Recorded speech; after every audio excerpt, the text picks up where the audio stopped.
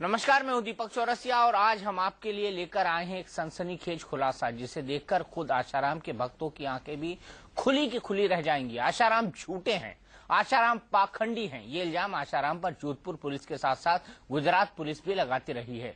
लेकिन ये पहली बार है कि जब हम आपको आशाराम के महापाखंड का सबूत पेश करेंगे। हम आपको बताएंगे कि अब तक अपने भक्तों को धोखा देते आ रहे आशाराम ने इस बार जोधपुर पुलिस समेत कानून को भी धोखा दिया है। आइए दिखाते हैं ऑपरेशन महापाखंड।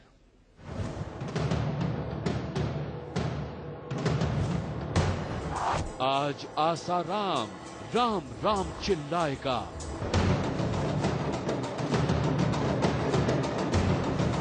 आसाराम के भक्तों का अपने भगवान से भरोसा उठ जाएगा।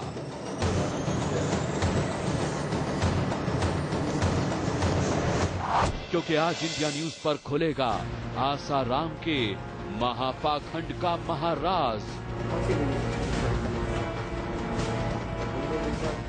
जेल में बंद आसाराम का पहला स्टिंग ऑपरेशन।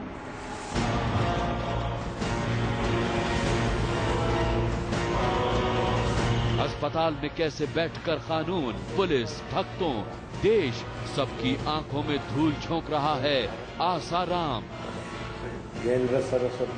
इंडिया न्यूज के 3 रिपोर्टर्स ने 72 घंटे तक अस्पताल में देखा आसाराम की मस्ती का पूरा खेल।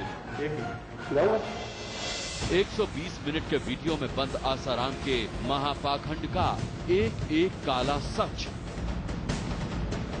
10 गवाह बताएंगे आसाराम ने कैसे अस्पताल को बदल दिया ऐश गाह में। पुलिस कस्टडी में रोता आसाराम अस्पताल में कैसे उछल कूद करता है। कैसे खाकी वर्दी के सामने आसाराम चला रहा है अपना काला धंधा। अस्पताल में आसाराम कैसे करता है बादाम कांड। ड्राई फ्रूट में जगह खाते हैं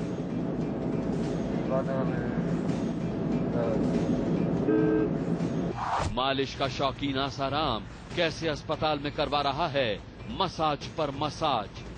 5-7 दिन ये मालिश वालिश होगी, थोड़ा इजी रहूंगा, विदाउट टेंशन होगा, खान पान मुझे आराम। अस्पताल से ही चल रहा है आसाराम के अरबों का हवाला कारोबार।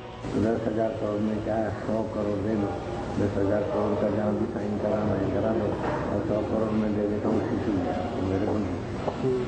सूखे मेवों से कैसे अस्पताल में अपनी तबीयत हरी करता है आसाराम।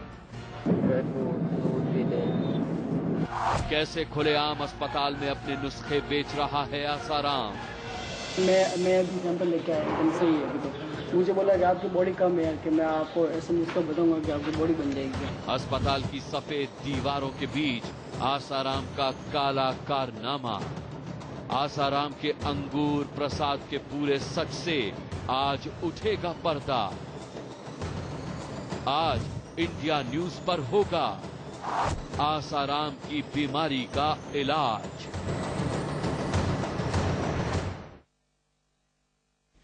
और इस मसले पर बात करने के लिए हमारे साथ एक पूरा पैनल है। धीरे धीरे हौले हौले हम आपको बताएंगे कि आशाराम का पाखंड कितना बड़ा है, उसका झूठ कितना बड़ा है।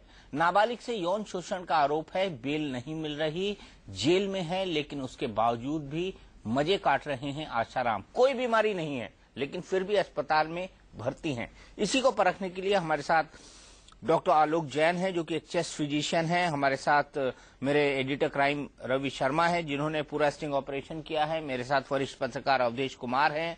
मेरे साथ महेंद्र चावला जी हैं जो कि एक्सपी है नारायण साई के। हमारे साथ स्वामी चक्रपाणी महाराज जी हैं जो कि लाइव जुड़े हुए हैं, और साथ ही साथ अखिलेश तिवारी जी हैं जो हमारे साथ जुड़े हुए हैं।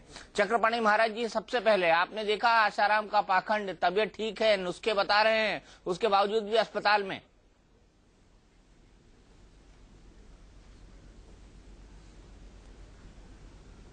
सुनने में हमें आया है, इससे तनिक भी कहीं भी पाखंड नजर नहीं आता है। और और और और और जिस प्रकार से हमें लगता है उनको बार बार टारगेट किया जा रहा है, हमें समझ में नहीं आ रहा कि आखिर जो है ये मीडिया हमारी देश की किसके इशारों पे चल रही है, आखिर संतों को कहाँ क्या करना चाहती है। वो व्यक्ति यहाँ 75 साल का वृद्ध संत हॉस्पिटल में है और वहां पे कैमरा ले जाकर के फिट करते हो और आप उसकी एक एक चीजें दिखाते हो, ये कोई बात नहीं हजम होती। पूरा देश हमें नहीं लगता इसको स्वीकार करने वाला है। चलिए अभी मालूम पड़ जाएगा चक्रपाणी महाराज जी कि देश इसको स्वीकार करता है या नहीं, क्योंकि अभी तो आपने टीजर पैकेज देखा है। टीजर पैकेज उसे कहते हैं जिसमें हम थोड़ा सा खुलासा करते हैं, एक के बाद एक खुलासा देखिएगा, आपकी भी आंखें खुली हो जाएंगी। और पहला रिएक्शन मैंने आपसे इसलिए लिया क्योंकि शायद जाते जाते आप माफी मांगे ऐसे संत के साथ खड़े होने के लिए। तो अब हम आपको बताते हैं कि आसाराम का असल पाखंड क्या है। जी हाँ, हम आपको दिखाने जा रहे हैं, उसके बाद आप ये मानने पर मजबूर हो जाएंगे कि आसाराम वाकई इस देश के सबसे बड़े पाखंडी का खिताब पाने का हकदार हैं। हमारे 3 अंडरकवर रिपोर्टर ने साबित कर दिया कि 72 साल के आसाराम अपने भक्तों, देश के लोगों और जोधपुर पुलिस के साथ साथ कानून की आंखों में भी धूल झोंक रहे हैं। उनकी बीमारी एक पाखंड से ज्यादा कुछ भी नहीं है। यकीन नहीं हो रहा तो ये देखिए।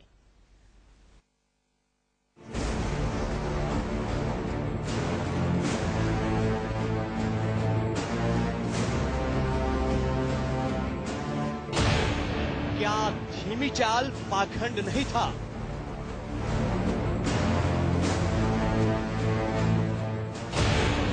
क्या ये कमजोरी बहाना नहीं थी? अब देखो जोधपुर में क्या हो गया हाल शरीर का। क्या ये बीमारी नौटंकी है? इन्हीं सवालों को जहन में लेकर सच की तलाश में इंडिया न्यूज की टीम दिल्ली से जोधपुर पहुंची थी। मकसद था ये खुलासा करना कि क्या जोधपुर के आयुर्वेदिक चिकित्सा विश्वविद्यालय में भर्ती आसाराम कैसे गुर्बत में दिन काट रहे हैं। लेकिन आसाराम निकले वाकई मजे हुए घाट। इंडिया न्यूज के अंडरकवर रिपोर्टर्स के कैमरे में आज जो सच कैद हुआ वो चौंकाने वाला नहीं बल्कि दिल और दिमाग को छन्ना देने वाला है। आप हैरान हो जाएंगे ये जानकर कि अस्पताल में भर्ती होकर इलाज के नाम पर आसाराम पुलिस तो छोड़िए अदालत को भी धोखा दे रहे हैं। कैमरों के सामने आसाराम कमजोर होने का नाटक करते हैं, लेकिन जैसे ही कैमरे बंद होते हैं आसाराम की तंदुरुस्ती का असली राज खुलता है। अस्पताल के बंद कमरों के बीच चलता है आसाराम की ऐशो आराम का पूरा इंद्रलोक। लंबे समय से आसाराम जिस बीमारी का राग छिड़े हुए हैं, असल में उस बीमारी का सच क्या है, ये इंडिया न्यूज के ऑपरेशन महापाखंड में खुलकर सामने आ गया। ये तो वो सच है जिसको आधार बनाकर आसाराम को जेल की दीवारों से निकालकर अस्पताल की ऐशगाह लाया गया है। आज इंडिया न्यूज के अंडरकवर रिपोर्टर आपको दिखाएंगे अस्पताल में आसाराम का इंद्रलोक। अस्पताल में ऐसी सुविधाएं जो बड़े बड़े नेताओं तक को अदालत की हिरासत में मुहैया नहीं हो सकती। आज इंडिया न्यूज पर दिखेगा कि कैसे आसाराम ने अस्पताल को अपनी आरामगाह बना डाला है, कैसे आसाराम ने नकली बीमारी की धूल अदालत की आंखों में झोंकी है। ये देखकर आसाराम के भक्त भी हैरत में पड़ जाएंगे। आज एक एक कर 10 गवाह खोलेंगे आसाराम की कैद के सबसे चौंकाने वाले राज। गवाह number 1, Kailash, ASI Jodhpur police.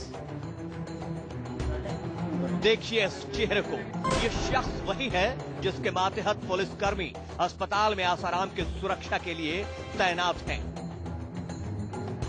आज ये खुलकर बताएगा कि आसाराम कितने बीमार हैं। कुछ नहीं है, नाटेंगे। मॉर्निंग 4 बजे जाके देखो, 50 दिन बैठक लगाते हैं गुरुजी। गवाह नंबर 2, जोधपुर आयुर्वेदिक विश्वविद्यालय का लैब टेक्नीशियन। ये वो शख्स है जिसका काम आसाराम के ब्लड सैंपल लेकर उसकी जांच रिपोर्ट तैयार करना है। ये अपने हाथों से आसाराम के खून का सैंपल लेकर उसकी जांच करता है। ये जोधपुर आयुर्वेदिक विश्वविद्यालय का लैब टेक्नीशियन कम से कम दिन के 8 घंटे आसाराम के साथ गुजारता है। आज ये आपको बताएगा आसाराम की बीमारी कितनी झूठी है। आपने जो ब्लड टेस्ट दिया नॉर्मल है सब नॉर्मल है, रेडी है, फिट है। गवाह नंबर 3 जगमाल सिंह चौधरी, आसाराम के वकील। आसाराम के चेलों का भ्रम आज खुद आसाराम के वकील तोड़ेंगे। जी हां, जगमाल सिंह चौधरी राजस्थान बीजेपी में बड़ा पद रखते हैं। इसके साथ साथ वो आसाराम के वकील भी हैं। अब वकील से बेहतर कौन जानता होगा कि आसाराम कितने ज्यादा बीमार हैं। आज ये भी बताएंगे आसाराम की बीमारी के बारे में। उनका स्वास्थ्य बिल्कुल बढ़िया है, इलाज चल रहा है। गवाह नंबर 4 जेएस चौधरी, थानेदार कड़वड़ थाना। इन्हें भी गौर से देख लीजिए, जब से आसाराम को इलाज के लिए जोधपुर जेल से बाहर निकाला गया है वो इन्हीं की हिरासत में हैं। अस्पताल पर इन्हीं के थाने के पुलिसकर्मी तैनात हैं और इन्हीं के थाना क्षेत्र में वो आयुर्वेदिक अस्पताल है जिसमें आसाराम इलाज के नाम पर मटर गश्ती कर रहे हैं। खुद इनकी जिम्मेदारी है कि ये दिन में 2 बार आसाराम से मिलकर हालातों का जायजा लें। आज ये खुद आसाराम का कच्चा चिट्ठा खोलेंगे। ब्लड बैठक देखते हैं 50 सुबह उठ के 4 बजे उठ के 50 ब्लड बैठ लगाते हैं। गवाह number 5 Nainaram Bishnoi, constable, Jodhpur police. इनसे मिलिए नैनाराम बिश्नोई। इन पर उस अस्पताल की जिम्मेदारी है जिसमें आसाराम इलाज कराने के नाम पर भर्ती हैं। ये मुस्तैदी के साथ अपनी ड्यूटी पर तैनात रहते हैं, लेकिन आज ये जो राज खोलेंगे वो आपके दिमाग में सायरन बजा देगा। आसाराम को लेकर खुद आसाराम के भक्तों की सोच बदल जाएगी।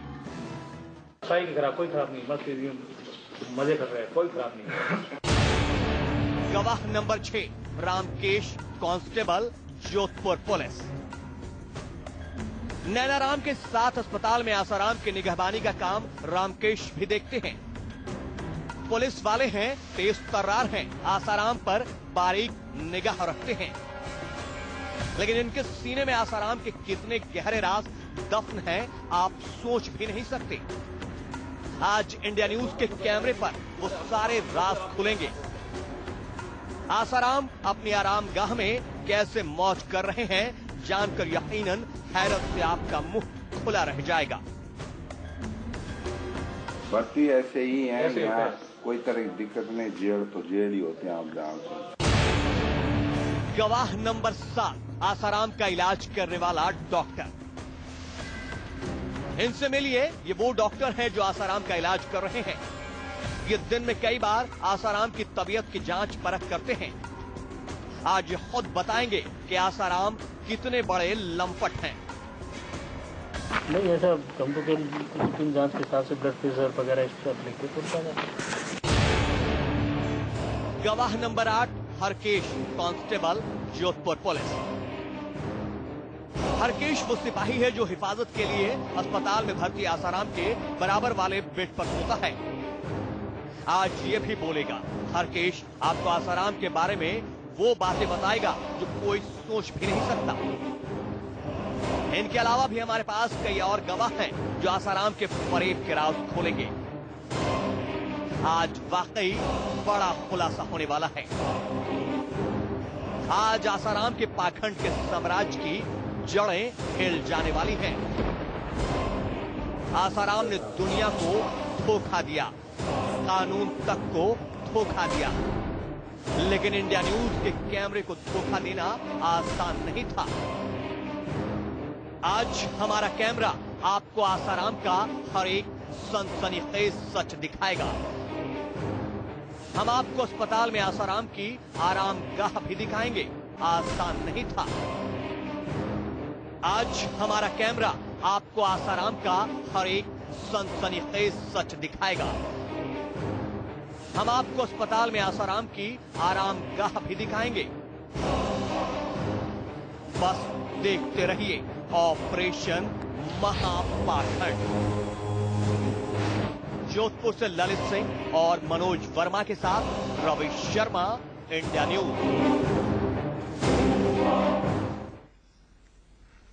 तो अवधेश कुमार जी क्या कहेंगे इस महापाखंड के बारे में?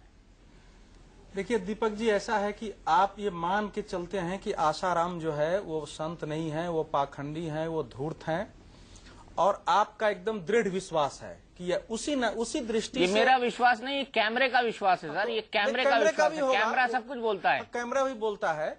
उसी दृष्टि से आप काम करते हैं, इंडिया न्यूज काम कर रही है। मैं उस पर प्रश्न नहीं उठा रहा हूं, जो आपका विश्वास है समय हर चीज का उत्तर देगा, क्योंकि एक बार हमारी आपकी इतनी लड़ाई हो चुकी है कि आज तक जहां जाइए वो चर्चा होती है। मैं नहीं चाहता हूं कि दोबारा फिर उसी प्रकार से संग्राम छिड़े। नहीं, मैं तो इसलिए कह रहा हूं कि 50 दंड बैठक रोज लगाते हैं, वो नॉर्मल है, फिट है, नोट कर लिया, नॉर्मल है, फिट है, एकदम नोट कर लिया, मजे में है, कोई खराब नहीं है। मैं नहीं कह रहा हूँ, लैब टेक्नीशियन बोल रहा है ब्लड प्रेशर तक ठीक है, सब ठीक है, इस उम्र में ब्लड प्रेशर तक ठीक है। मैं भी सुन लिया, लेकिन मैं जो कह रहा हूँ कि वो मैं आपकी मान्यता पर प्रश्न नहीं उठा रहा हूं। रवि वहां जाकर के पत्रकार के रूप में इसने मेहनत किया है, इसने अपने तरीके से चीजें लाई हैं, इस पर भी मैं प्रश्न नहीं उठा रहा हूं।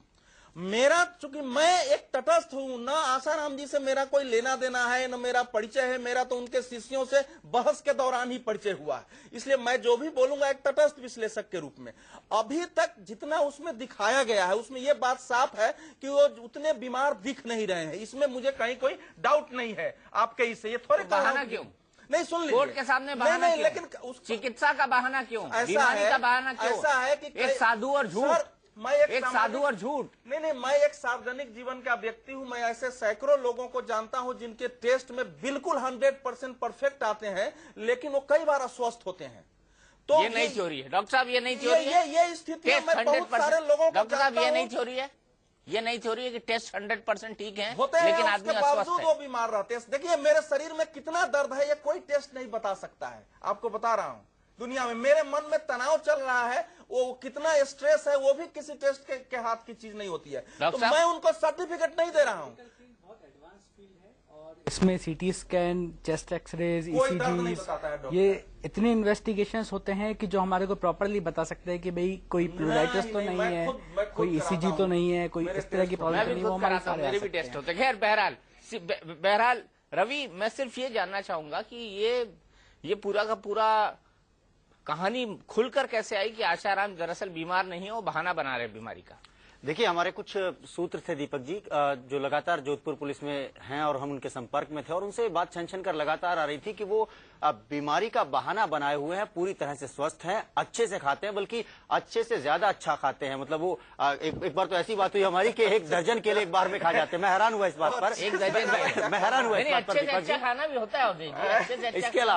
इसके अलावा उन्होंने मुझे ये भी बताया कि 1 कटोरी बादाम शायद आप नहीं खा पाएंगे, आपको हजम नहीं होंगे, लेकिन बापू को हजम हो जाते हैं इस उम्र में भी। तो एक जिज्ञासा थी। और तो ये बादाम आते कहाँ से उनके पास? जाहिर तौर पर हमने पूरा स्टैब्लिश किया है, अभी तो शुरुआत भी ठीक से नहीं हुई दीपक जी, हम धीरे धीरे आगे बताएंगे। लैब टेक्नीशियन खुद आपको बताएगा, बाकायदा कैमरे में वो बोल रहा है कि उनके जो नतीजे आए हैं उनकी रिपोर्ट्स के, वो अच्छे खासे आदमी के भी नहीं आते हैं, वो इतने परफेक्ट हैं। वो इतने परफेक्ट है। कोमल, एक दर्जन केले खा जाते हैं बापू एक साथ?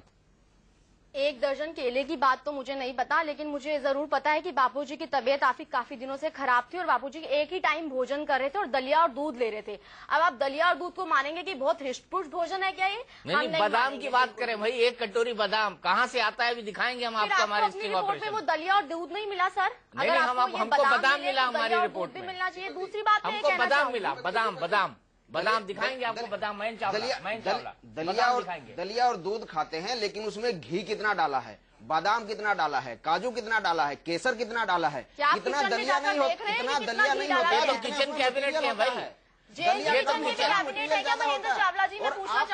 आप सुनिए 1 मिनट, दूध नहीं पीते बापू, रबड़ी पीते हैं। आप दूध पीते हैं और रबड़ी पीते हैं, मतलब जेल के अंदर उन्हें मिल रही है रबड़ी का, इसका तो पता करके आइए। सिर्फ दलिया और दूध पे जी रहे हैं पहले आप देखिए ये जो ये तो एक तथ्य है कि जब से अदालत ने परमिशन दी है घर का खाने की, तब से वो जो चाहते हैं वो मंगा सकते हैं आधिकारिक तौर पर, उनके पास ये इजाजत है। अदालत ने परमिशन दी है ना, तो जो मामला सबजुडाइज है, अगर अदालत परमिशन देती है तो हमें डिस्कस नहीं करना चाहिए। हम यही कह रहे हैं कि वो फिर बीमारी का बहाना बनाकर जेल में जाने का पाखंड क्यों कर रहे हैं? रेखा जी, मैं आपसे क्वेश्चन करती हूँ कि अगर हमारे को कोई न्यायालय अगर हमें किसी चीज की परमिशन दे रहा है और उनके हेल्थ ग्राउंड्स को वो बोल रहा है, अगर उनकी तबीयत ठीक नहीं है और वो पंचकर्म शिरोधार्य के लिए रोज जाते थे जिनमें उनकी तबीयत खराब पाई गई है, तो अगर इस देश की सबसे बड़ी जो एक स्टेशनरी होती है उसे हम अदालत मानते हैं, उनके दिए हुए फैसले पर भी क्या हमें यहाँ डिस्कशन करनी चाहिए? क्या ये कंटेम्प्ट ऑफ कोर्ट नहीं है कि जो एक अदालत ने, जज ने, जो सुप्रीम पावर होती है देश की, उसके दिए हुए बयान पर भी हम यहाँ डिस्कस कर रहे हैं कि बापू अपनी तबीयत का बहाना लगा रहे हैं? उन्होंने हम ये सिद्ध कर रहे हैं कि बापू ने जो कुछ कहा है न्यायालय के अंदर, जिसके आधार पर न्यायालय ने ये फैसला दिया है, वो पूरी तरह गलत है। क्या ये कानून सम्मत है या नहीं है? रेखा अग्रवाल जी बता देंगे। देखिए, कोई भी व्यक्ति जो जेल के अंदर है वो अगर कोई अपना स्वास्थ्य के कारण अगर ये कोर्ट में दलील करता है कि देखिए मेरी तबीयत खराब है और मेरे को इलाज कराना है, तो कोर्ट उस बात को कंसिडर कर सकती है।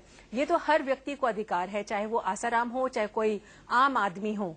आसाराम ने अपना जो बीमारी का बहाना बनाया है, मैं उसको बहाना नहीं कहूंगी, जो कारण बताया है वो सही है कि नहीं है, ये कोर्ट जो है जब कोई भी रिलीफ देती है किसी भी कैदी को, उसको कोई रिलीफ देने के पहले उस बात का पहले समर्थन लेती है, उसका सारा सबूत लेती है कि क्या ये जो है ये बहाना है कि वाकई के अंदर ये जो है कोई ठोस कारण है। अगर आसाराम कोई इसमें सबूत दे सकते हैं कोर्ट के लिए कि देखिए वाकई में मेरी तबीयत खराब है, मुझे कोई स्पेशल ट्रीटमेंट कराना है, तो कोर्ट उस बात को कंसिडर कर सकती है। उसकी जो है पहले रिपोर्ट जो है वो सिद्ध होनी पड़ती है, डॉक्टर से लेना पड़ता है उसका सबूत। क्या वो इलाज जो है क्या सरकारी अस्पताल में भी हो सकता है, क्या उसके लिए प्राइवेट जाने की जरूरत है? ये सारी बातें जब तक कोर्ट के सामने नहीं आती है, कोई भी कोर्ट हो, चाहे वो नीचे की कोर्ट है, चाहे उच्चतम न्यायालय है, और चाहे कोई भी कैदी हो, कानून जो है वो हर व्यक्ति के लिए सामान्य है, उसके अंदर कोई तरह का भेदभाव नहीं होता। तो ऑफ कोर्स ये जरूर हम देखते हैं कोर्ट में एक वकील होने के नाते कि कई बार लोग जो है अपना बीमारी का जो कारण है उसको झूठा बढ़ा चढ़ा के कर देते हैं, उसको बहाने की तरह, जो आखिर पता चलता है कि ये सिर्फ एक झूठी बात थी, बहाना था कोर्ट से और मतलब कैद से छुटकारा पाने के लिए। ये जब तक कोर्ट इस बात के लिए पूरा तरीके से पुख्ता सबूत नहीं ले लेती है, किसी भी कैदी को कोई तरह का रिलीफ नहीं मिलता है। और रेखा जी, अगर ये बात साबित हो जाए कि ये गलत बयानी की गई थी कोर्ट के सामने और उसके बाद ये रिलीफ पाया गया, तब ऐसा अगर हो जाए तो ये एक बहुत बड़ा अपराध होता है, जिसको कहते हैं हमारी कानूनी भाषा के अंदर इसको परजुरी कहते हैं। क्योंकि जब भी आप कोई कोर्ट के अंदर एक एप्लीकेशन लगाते हैं, उसके साथ में आपको एक हलफनामा लगाना पड़ता है, जिसमें लिखा होता है कि भाई जो भी मैंने ऊपर कहा वो सत्य है, जो भी मैंने अपने मेडिकल कागज लगाए वो सत्य है। अगर वो बाद में असत्य पाए जाते हैं, यानी कि झूठ बोलना तो अपराध है ही, पर एक शपथ खा के ये कहना कि मैंने जो भी कहा है वो सत्य कहा है, इससे बड़ा कोई अपराध कानून अपने ऊपर नहीं मानता। और इसके अंदर जो भी व्यक्ति अगर झूठ बोलता, अगर ये झूठ पाया गया, आखिर में सिद्ध हो जाता है कि उसने एक तो झूठ बोला और नंबर 2 उसने जानबूझ के झूठ बोला। कई बार आदमी झूठ बोलता है तो वो झूठ नहीं होता, पर एक तरीके से गलत तरीके से उसने बता दिया होता। पर अगर जानबूझ के किसी ने झूठ बोला तो उस कोर्ट उसके अंदर परजुरी की जो सजा देती है, जिसके अंदर जेल हो सकती है। जेल हो सकती है। जेल में आशाराम अभी भी हैं। क्या कोर्ट इसका संज्ञान लेगा, ऑपरेशन महापाखंड का संज्ञान लेगा? क्योंकि हम करने वाले हैं एक के बाद एक खुलासे। अब आशाराम का खून बोलेगा, उनके हर राज खोलेगा। ब्रेक के बाद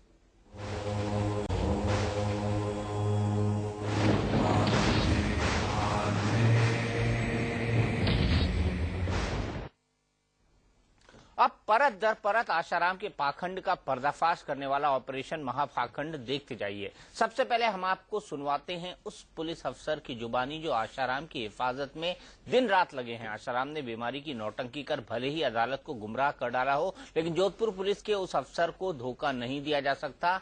सुनिए उसके मुंह से आशाराम की बीमारी की हकीकत।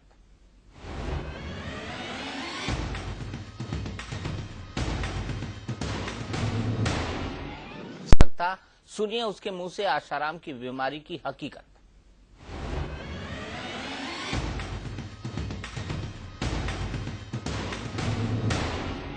सच की तलाश में इंडिया न्यूज की टीम सबसे पहले जोधपुर के करवड़ थाने पहुंची। शहर से बाहर बने इसी थाने इलाके में जोधपुर आयुर्वेदिक विश्वविद्यालय की इमारत तीना ताने खड़ी है।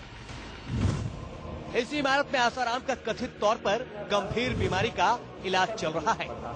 वो बीमारी जो आसाराम को कथित तौर पर रुला रही है, वो बीमारी जिसने आसाराम को बेजान सा बना दिया है, वो बीमारी जिसकी वजह से आसाराम रात भर सो नहीं पाते हैं, वो बीमारी जिसके बिना पर अदालत ने आसाराम को जेल से इलाज कराने के लिए अस्पताल भेज दिया। लेकिन वो बीमारी क्या है, कैसे हो रहा है उसका इलाज, ये जानने के लिए इंडिया न्यूज की टीम करवड़ थाने में तैनात कैलाश नाम के पुलिस अफसर के पास जा पहुंची। यहाँ जो सुना वो बिजली के झटके से कम नहीं था। पता चला कि बीमार आसाराम तो अस्पताल में दंड बैठ के लगा रहे हैं। ज्यादा खराब है? कुछ नहीं है, नाटेंगे। मॉर्निंग 4 बजे जाके देखो, 50 दंड बैठक लगाते हैं गुरुजी। अच्छा। हाँ, और करीब 2.5-3 घंटा योगा करते हैं, शरीर पसीना पसीना कर देते हैं। और उसके बाद में तो नाटक क्यों करेंगे? नाटक तो इसलिए करेंगे, जेल में वहाँ मिलने की या खुली हवा कहाँ वहाँ। तब तो खाना वाना तो घर का मिल ही रहा था ना उनको? मिल तो रहा था, लेकिन वहाँ इतनी स्वतंत्रता, वहाँ कहते हाँ हो करते ही रहते अंदर। तो खाना वाना ठीक से खा रहे हैं वो? बिल्कुल खा रहे हैं। अच्छा गुरु जी बिल्कुल रेडी है आप? हमें तो पता लगा तबीयत ज्यादा खराब है इसलिए एडमिट हुए हैं। कुछ नहीं, बिल्कुल रेडी है। अच्छा, यहाँ पे खाना वाना कैसे मिलता है उनको? वही वो जेल में मिल रहा था, यहाँ मिल रहा है। मतलब घर से वो आश्रम वाले खा रहे हैं खाना कि भूख नहीं? बिल्कुल खा रहे हैं, मजे नहीं खा रहे हैं। हमें तो यही पता चला था कि बहुत ज्यादा तबीयत खराब है। सब भक्तों में बड़ी चिंता है कि पता नहीं क्या हो जाएगा उनको। उम्र भी तो हो गई। जब उम्र होना करने का भी तो उनके हाथ में है, बाकी गुरु जी है रेडी। रेडी है। सुना आपने, आसाराम एकदम हट्टे कट्टे हैं। ये पुलिस वाला दावा कर रहा है कि उसे कोई बीमारी नहीं है। आसाराम तो एकदम तंदुरुस्त हैं। इस हद तक तंदुरुस्त हैं कि अस्पताल में कैद आसाराम बाकायदा दंड बैठ के लगा रहे हैं। अब सवाल ये है कि अगर आसाराम ठीक ठाक हैं, तो फिर वो बीमारी का नाटक कर अस्पताल में भर्ती ही क्यों हुए? तो अभी यहाँ से फिर छुट्टी जल्दी हो जाएगी फिर तो अस्पताल से? 4 दिन देखो अब ये किस हिसाब से कितने दिन रहते हैं। मिल गया इलाज तो चल ही रहा है ना, लेकिन उनका यहाँ पे सरकारी अस्पताल है। सरकारी तो इलाज हो रहा होगा तभी तो। आयुर्वेद में क्या इलाज होता है? मालिश होती है। और क्या इलाज होता है आयुर्वेद में? और क्या इलाज होता है? मालिश के अलावा क्या होता है? तो मतलब बस मालिश हो रही है और खा रहे हैं आराम से। गुरु जी रेडी है, आपका एक बार आए अब इतनी दूर से, तो एक बार अब सोच रहे हैं मुलाकात तो हो जाए। एक बार अब थोड़ा सेहत के बारे में पता चल जाए उनकी कैसे हैं।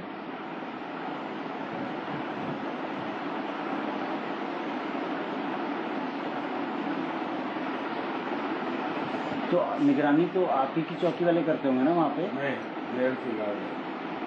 अच्छा, जेल वाले अलग। जोधपुर का ये पुलिस अफसर सनसनीखेज खुलासे कर रहा है। ये बता रहा है कि आसाराम आराम करने के लिए, जेल की घुटन से बचने के लिए बीमारी का बहाना बनाकर अस्पताल में भर्ती हुए हैं। बड़ा सवाल है कि आसाराम का ये पाखंड कितना गहरा है।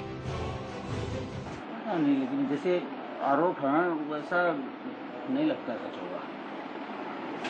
देखो, एक माँ होती है ना, उसका बेटा कत्ल करके आ जाएगा तो उसकी माँ यही कहेगी कि मेरा बेटा ऐसा नहीं कर सकता। आप भविष्य है ना, आप ये सोच नहीं सकते और मेरे गुरु जी ऐसा कर सकते हैं।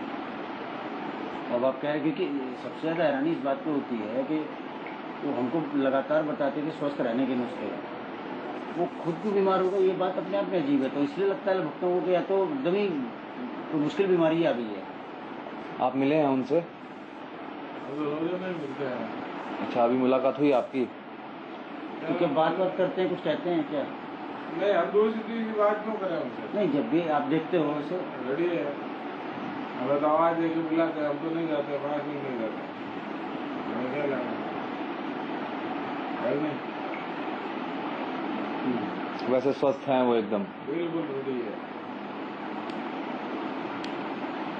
बात तो बहुत अच्छी करते थे, सारा जितना सुना है हमेशा अच्छा ही बोलते थे। आपको बता दें कि ये पुलिस अफसर जो कुछ भी बोल रहा है इसे नहीं पता कि वो कैमरे में कैद हो रहा है। ये आसाराम के बारे में वही बता रहा है जो इसने खुद देखा है, जो इसे पता है।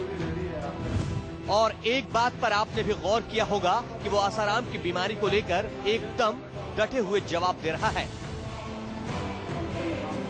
जैसे बीमारी को लेकर उसे कोई शक नहीं है। लेकिन क्या ये पुलिस अफसर सच बोल रहा है? जाहिर है हमारी टीम को अब ये पता लगाना था। आसाराम एकदम तंदुरुस्त हैं, ये जानने के लिए हमें बाकायदा आसाराम की मेडिकल रिपोर्ट्स हासिल करनी थी। लेकिन वो भी आसाराम के टेस्ट करने वाले लैब टेक्नीशियन ने दूर कर दी। उसने क्या चौंकाने वाला खुलासा किया वो भी बताएंगे। आप बस देखते रहिए ऑपरेशन महापाखंड। जोधपुर से ललित सिंह और मनोज वर्मा के साथ रवि शर्मा, इंडिया न्यूज।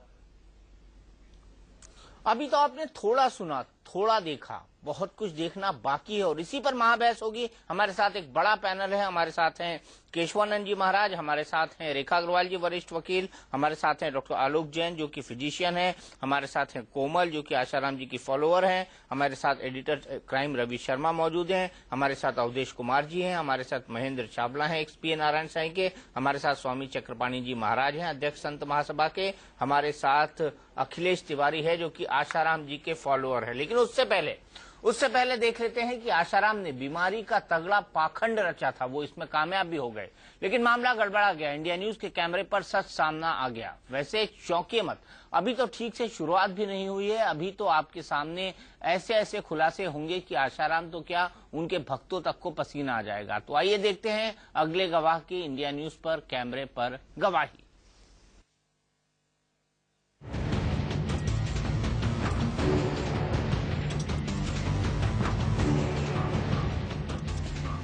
हमारे अंडर कवर रिपोर्टर्स का ऑपरेशन जारी था। हमें पता लगाना था कि आसाराम की बीमारी क्या वाकई एक छलावा है। हालांकि एक पुलिस अफसर खुलकर बीमारी का सच बता चुका था। 4 बजे उठ के 50 बेड लगाते हैं। लेकिन फिर भी बिना किसी मेडिकल सपोर्ट के आसाराम की बीमारी को फर्जी साबित करना आसान नहीं था। ये सोचकर इंडिया न्यूज की टीम ने पता लगाया उस शख्स का जो पेशे से लैब टेक्नीशियन था और जोधपुर के आयुर्वेदिक अस्पताल में तैनात उस लैब टेक्नीशियन का काम ही था आसाराम के मेडिकल सैंपल कलेक्ट कर टेस्ट के बाद उनकी रिपोर्ट तैयार करना। इंडिया न्यूज की टीम को लंबे इंतजार के बाद आखिरकार उस लैब टेक्नीशियन से बातचीत करने का मौका मिल ही गया।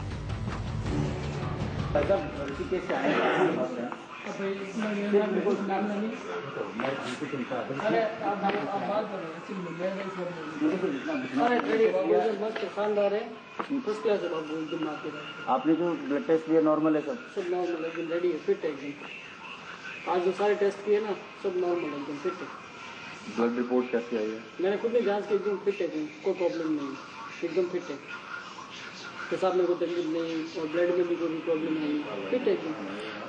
वैसे नॉर्मल खा रहे हैं, पी रहे हैं, सब कर रहे हैं, आराम है।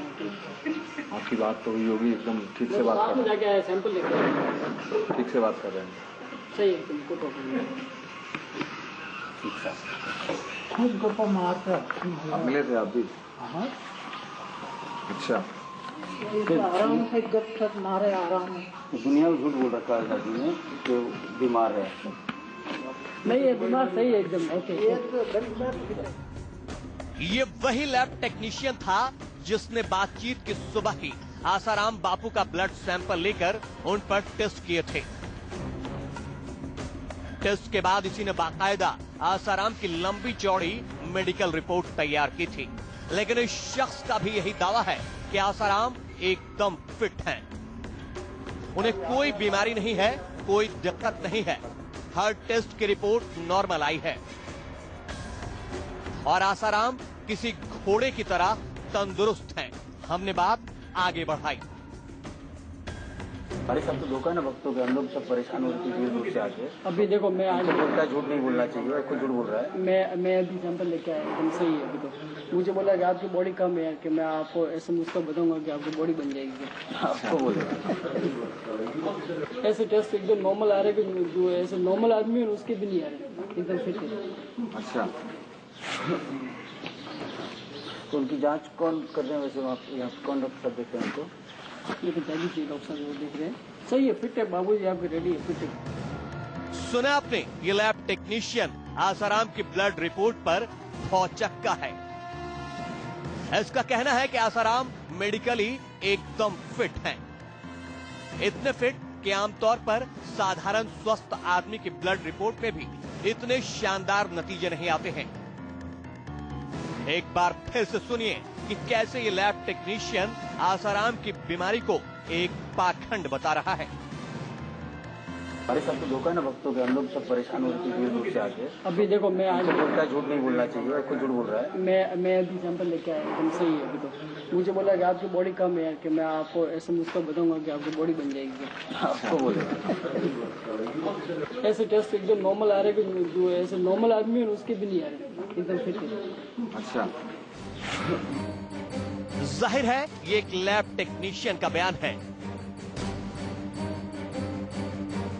वो शख्स जो किसी के ब्लड की जांच कर उसकी बीमारी बता सकता है, लेकिन इसका दावा है कि आसाराम का हर टेस्ट यही बता रहा है कि आसाराम एकदम फिट हैं। उन्हें कोई बीमारी नहीं है, तो इसका क्या मतलब? तो क्या इसका मतलब ये नहीं हुआ कि आसाराम जमानत पाने के लिए, जमानत के लिए मेडिकल ग्राउंड तैयार करने के लिए बीमार होने का ढोंग कर रहे हैं? आगे और सनसनीखेज खुलासे आपका इंतजार कर रहे हैं, कहीं जाइएगा मत। जोधपुर से ललित सिंह और मनोज वर्मा के साथ रवि शर्मा, इंडिया न्यूज।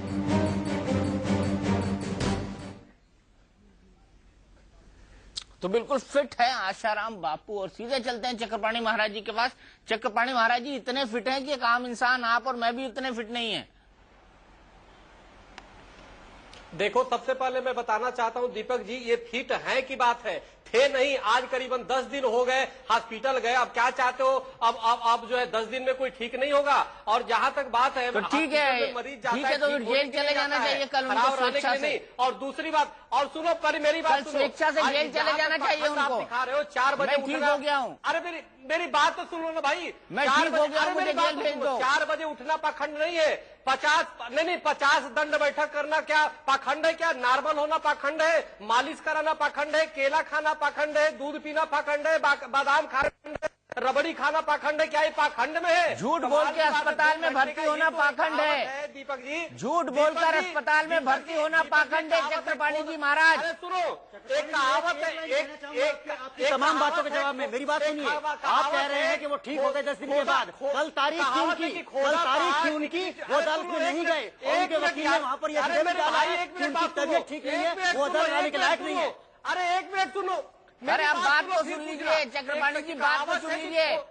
झूठ बोलकर कल वो अदालत नहीं गए, बोलकर अदालत नहीं गए। और एक कल के पूरे टेस्ट रिपोर्ट है जो हम दिखा रहे हैं आपको। उन्होंने कहा मेरी तबीयत खराब है, मैं अदालत नहीं जाऊंगा और मस्ती में केले खा रहे हैं। ऐसा है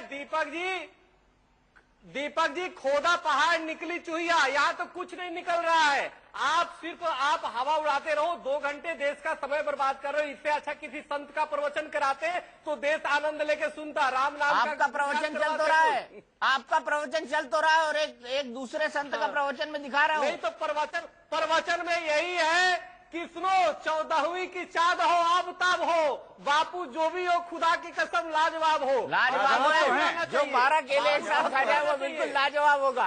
बिल्कुल प्रवचन में यही है किसनो 14वीं की चाँद हो आबताब हो, बापू जो भी हो खुदा की कसम लाजवाब हो। लाजवाब है, जो 12 केले एक साथ खा जाए वो बिल्कुल लाजवाब होगा, बिल्कुल लाजवाब होगा। उम्र में 50 घंटे लगा देना अपने आप में, लाजवाब तो है। बापू स्वस्थ नहीं रहेंगे तो उनके दुश्मन स्वस्थ रहे। तो मानिए ना स्वस्थ है वो, उनको भेजिए जेल जाए वो क्यों नहीं अदालत में पेश हुए? तो क्या उन्होंने झूठ बोला कल? क्या कल चक्रपाणी जी क्या अदालत में झूठ बोला गया? ये एफिडेविट डाला गया है कि उनकी तबीयत ठीक नहीं है, वो नहीं आ सकते। बाकी तमाम लोग अदालत पहुंचे थे कल, क्यों नहीं पहुंचे आसाराम? अगर आप कह रहे फिट है तो वो लड़की भी आई थी गवाही देने, सिर्फ इसलिए लड़की गवाही नहीं हो। 25 तारीख तय थी। आप लोग देखो पाखंड सुन लो यार रवि जी, अरे मेरी बात तो सुन लो भाई, उत्तर तो सुन लो। आप ये बताओ, किसी से नॉर्मल बात कर रहे हो और नॉर्मल बात को प्रमाण नहीं होता। बापू नहीं कह रहे कि मैं फिट हूँ, वो दूसरे लोग कह रहे कि मैं वो कैसे है ऐसे वैसे, और उनकी बात को आप चला रहे हो। बापू 2 घंटे बाद लोगों का टाइम खींचे जा रहे हो बस। नहीं, लोग तो वो है ना जो बापू की रिपोर्ट बना रहे हैं, वो कह रहे हैं कि बापू ठीक है, आसाराम ठीक है। नहीं दीपक जी, चक्रपाणी जी देखो ऐसा है, चक्रपाणी कोई जी कम नहीं है इस चक्रपाणी जी मुझे ऐसा है, चक्रपाणी जी आप क्यों लेकर रहे? सारा चीज का सर्टिफिकेट हम लोग देने के लिए यहाँ बैठे हैं। अगर स्वस्थ होते हुए उन्होंने झूठा शपथ पत्र दिया है तो ये न्यायालय और पुलिस का काम है, अस्पताल को उनको डिस्चार्ज करना चाहिए, ये वो वहां पर जाए। ये आप और हम क्यों यहाँ बैठ करके उसके बारे में ये करें? ये रवि शर्मा और दीपक चौरसिया जो है स्वास्थ्य का सर्टिफिकेट दे, अस्वास्थ्य का दे, पाखंड का दे, हम लोग भी क्यों जाकर के इस सर्टिफिकेट के पचने में पड़े? थोड़ा ठहरिए, डॉक्टर भी बोलेगा अभी, रुकिए, अभी बहुत कुछ दिखाना बाकी है। डॉक्टर भी बोलेगा, राज भी बोलेगा। आपको बता रहा हूँ, आप पहले सुनिए। अच्छा एक बात बताइए चक्रपाणी जी, क्या संत को झूठ बोलना चाहिए? लेकिन मेरा सीधा सवाल है, क्या संत को झूठ बोलना चाहिए? क्या संत को झूठ बोलना चाहिए? अरे सुनो, क्या संत को झूठ बोलना चाहिए? देखो बापू तो सोच रहे होंगे, अरे साधु तो झूठ बोलता ही नहीं है। तो ये आचाराम क्यों बोल रहे हैं? फिर आचाराम क्यों बोल रहे हैं? ठीक है फिर बोल रहे हैं बीमार हैं। नहीं ये तो आपके पता नहीं किसका वीडियो बना के लेकर के आके दिखा रहे हो। 2 घंटे वो लोग हैं जिनके पास बीते 10 दिन से आसाराम जी हैं, दिन रात उनके चारों तरफ रहते हैं, रात में भी, सुबह भी, दोपहर में भी। लेकिन मैं आपको बताना चाहता हूँ कि सितम को देखा है, सितम को देखते रहना सितम से कम नहीं होता। मेरा दावा है कि कातिल गवाहों में भी होते हैं। और दीपक जी आप कोई अच्छी वीडियो दिखाते हैं, कुछ रियल दिखाते हैं, समझ में आता। ये कोई बिना फालतू बेचारे को 75 चैलेंज कीजिए आप इसको, आप वीडियो को चैलेंज कीजिए यार। आप लोग चैलेंज कीजिए, आप वीडियो को उस बुड्ढे के पीछे पड़े हो, मार दोगे। मैंने उस बेचारे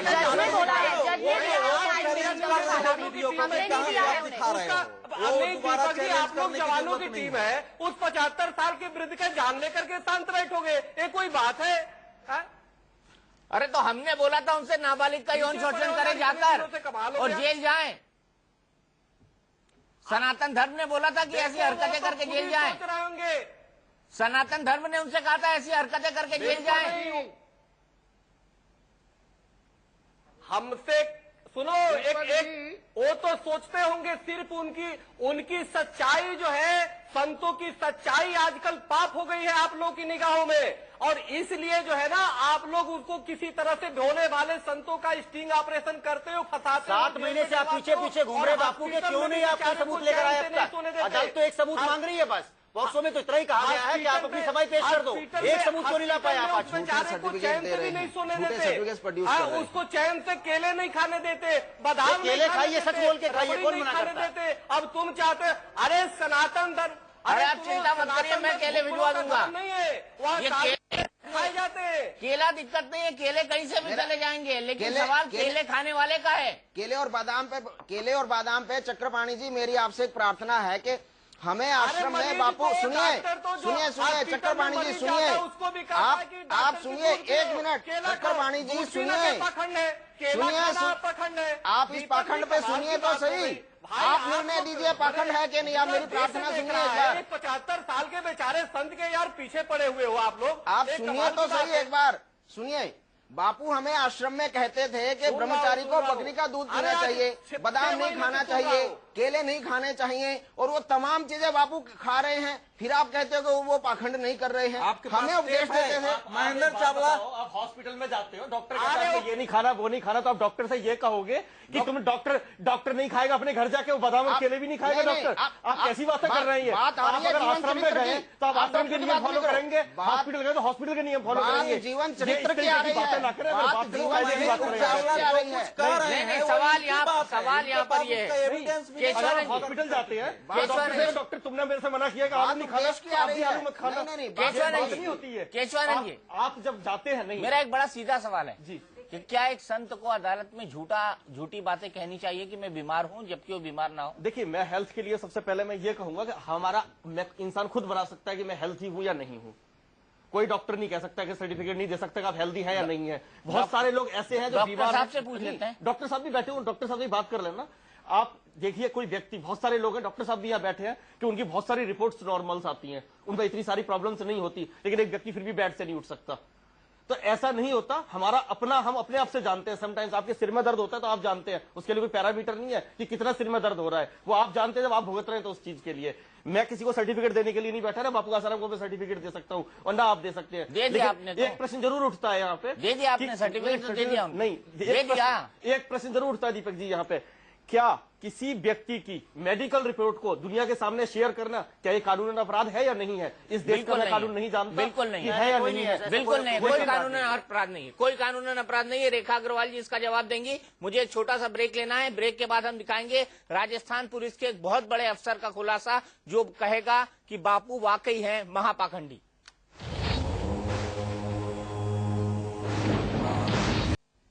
तो इस पर बातचीत करने के लिए हमारे साथ एक बड़ा पैनल मौजूद है। हमारे साथ है चक्रपाणी महाराज, हमारे साथ है अखिलेश तिवारी, जो कि दोनों आशाराम बापू के समर्थक हैं, आशाराम के समर्थक है ये कहूंगा मैं। हमारे साथ स्वामी केशवानंद जी महाराज हैं, वो भी परिवर्तित हो चुके हैं, वो भी आजकल आशाराम का समर्थन कर रहे हैं। रेखा अग्रवाल जी हमारे साथ मौजूद है, वरिष्ठ वकील है, सुप्रीम कोर्ट की। कोमल आशाराम जी की फॉलोअर है, वो हमारे साथ है। हमारे एडिटर क्राइम रवि शर्मा हमारे साथ है, वरिष्ठ पत्रकार अवधेश कुमार हमारे साथ हैं, और महेंद्र चावला जो कि पीए रह चुके हैं नारायण साईं के, वो हमारे साथ हैं। अब तक आपने कई खुलासे देखे, अब तक आपने देखा कि किस तरह से फिट है आशाराम। आपने सुना उस पुलिस अफसर की जुबानी जिसने बताया कि रोज सुबह उठकर 50 दंड बैठक लगवाते हैं और मालिश करवाते हैं और अच्छे से घर का खाना खाते हैं। उस लैब टेक्नीशियन की बात सुनी जिसने बताया कि उनके ब्लड सैंपल्स किसी भी एक आम सामान्य नागरिक से बेहतर रिजल्ट देते हैं, यानी वो बिल्कुल फिट है, रेडी है, तंदुरुस्त है। लेकिन फिर बीमारी का बहाना क्यों? इसलिए क्योंकि जेल से बाहर आए, खुली हवा में सांस ले, अस्पताल में उन्हें ज्यादा और बेहतर सुविधाएं मिल पाए। आशाराम की बीमारी झूठी है, ये आगे हम आपको खुद आशाराम के वकील के मुंह से सुनवाएंगे। खुद आशाराम का इलाज जिस अस्पताल में चल रहा है उसका डॉक्टर भी आशाराम की बीमारी का राज खोलकर रख देगा। लेकिन पहले आप सुनिए उन दो पुलिसकर्मियों को जिनकी हिरासत में इस वक्त आशाराम जोधपुर के अस्पताल में आराम फरमा रहे हैं।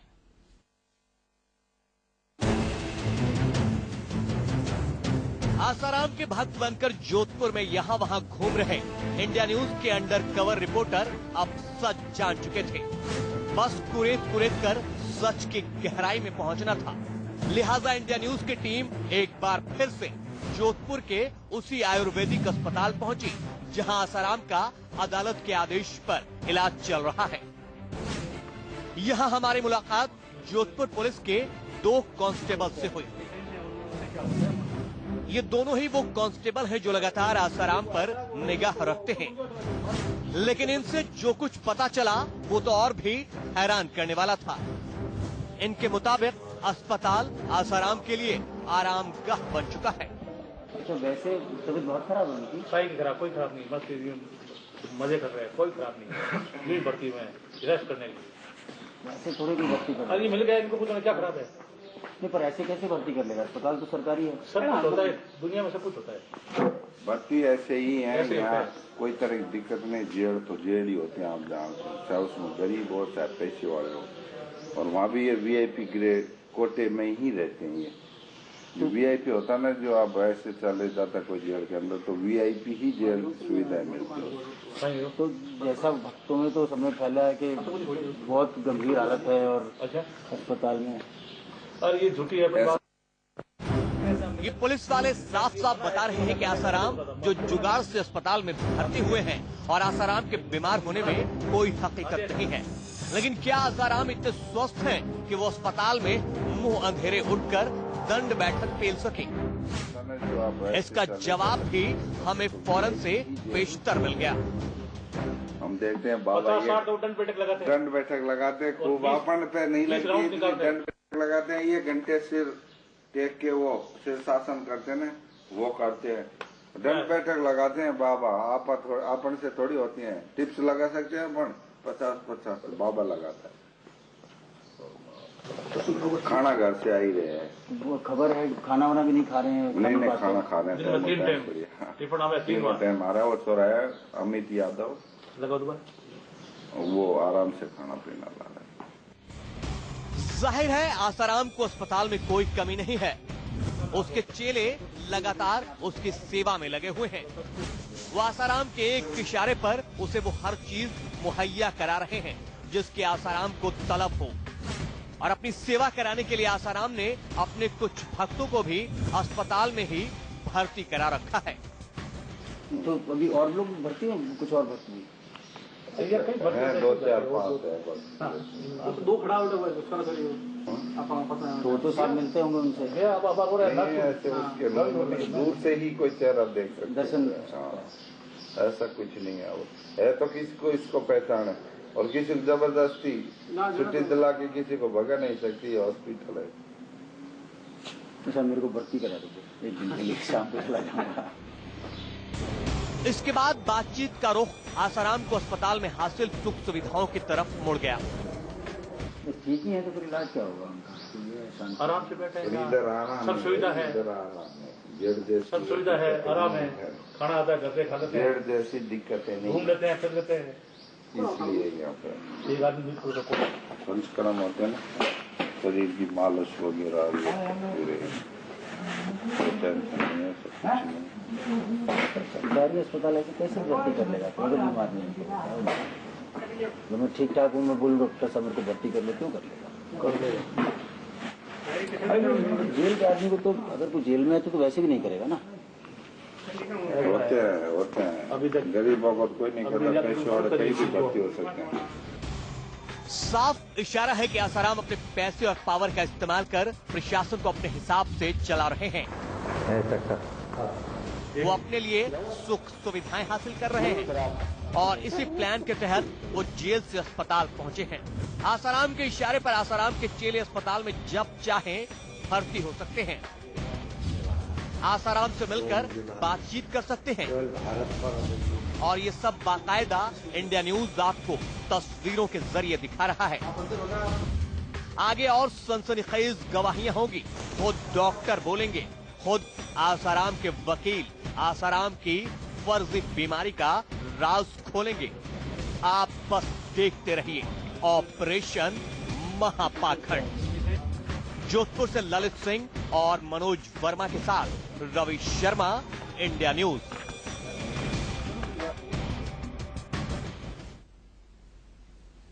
अब सुनिए उस पुलिस अफसर की जबान आशाराम का हाल, जिसकी सीधे जिम्मेदारी आसाराम को अस्पताल में कैद में रखने की है। यह उसी की जिम्मेदारी है कि आशाराम का बाल भी बाका ना हो, लेकिन ये भी उसी की जिम्मेदारी है कि आशाराम अपनी कथित बीमारी का इलाज कर जल्द से जल्द वापस जेल पहुंचे। लेकिन आशाराम की बीमारी कितनी गंभीर है, जब हमने उनसे ये जानने की कोशिश की तो क्या कुछ खुलासे हुए, अब ये सुनिए।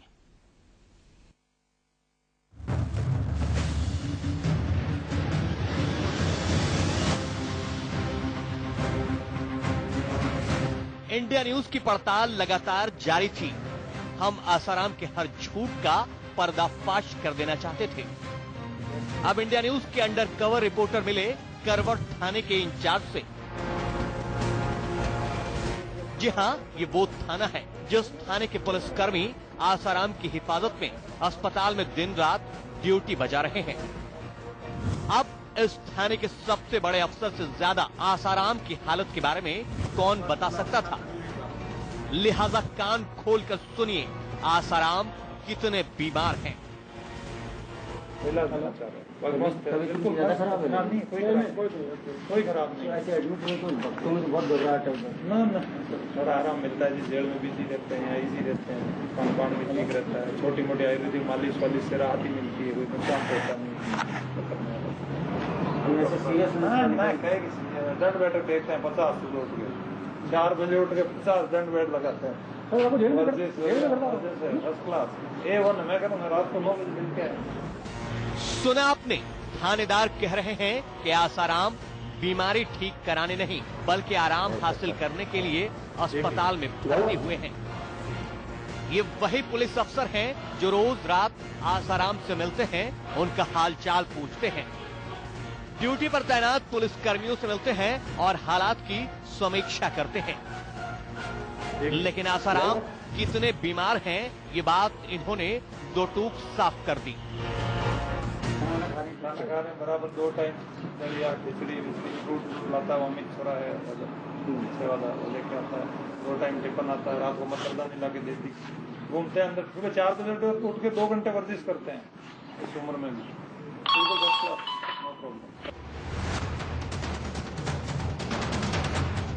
सुना आपने करवड़ थाने के थानेदार जेस चौधरी का यह बयान। इस उम्र में भी नो प्रॉब्लम। प्रॉब्लम हो भी कैसे सकती है? जो मन कर रहा है वो खा रहे हैं, जो मन कर रहा है वो पी रहे हैं, कसरत कर रहे हैं, भरपूर आराम कर रहे हैं, अस्पताल के डॉक्टरों से मालिश करवा रहे हैं, वो अलग। लेकिन थानेदार का बयान अभी खत्म नहीं हुआ है। इसके बाद आप जो सुनने जा रहे हैं उसे सुनकर आप भी तंग रह जाएंगे, सोच में पड़ जाएंगे। जेल से अच्छे हैं, जेल से अच्छे हैं। यहाँ क्या तो खुला है, जेल बंदिश रहती है, खान पान भी तक नहीं बैठ पाता है। वहाँ से मतलब वहाँ अगर 20% आराम था तो यहाँ 80% आराम है। खाना वाना भी अच्छा होगा, करता दोनों टाइम। हाईकोर्ट का आदेश है और खाना मतलब वो खा रहे हैं, ऐसा कुछ नहीं? ना कुछ नहीं करते, करते मतलब एक ही है कि थोड़ा सा 5-7 दिन ये मालिश वालिश होगी, थोड़ा इजी रहूंगा, विदाउट टेंशन रहूंगा, खान पान भी आराम के लिहाज से आए हैं, बीमारी आराम के लिहाज से। थानेदार का ये बयान किसी को भी चौंका सकता है।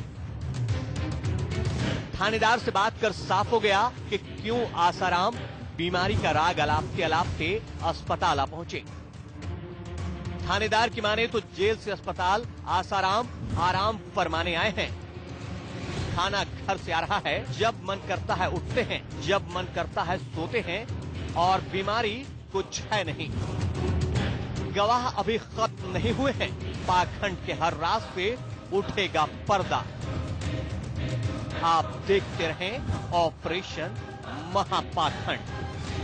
जोधपुर से ललित सिंह और मनोज वर्मा के साथ रवि शर्मा, इंडिया न्यूज। रवि, ये 2 नए गवाह क्या प्रूव करते हैं? देखिए, इनका सभी गवाहों का जो कहना है साफ तौर पर वो ये है कि वो पूरी तरह से आराम लेने के लिए यहाँ पर भर्ती हुए हैं। उन्हें कोई बीमारी नहीं है। ये सभी सरकारी अधिकारी हैं, जिम्मेदार अफसर हैं, जिम्मेदार पदों पर बैठे हैं, और उसके बावजूद देखिए, अगर इनके बयानों पर आप जाएंगे तो लगभग अब तक करीब 6 गवाह अलग अलग तौर पर यह बात कर चुके हैं कि वो 50 दंड बैठक लगाते हैं।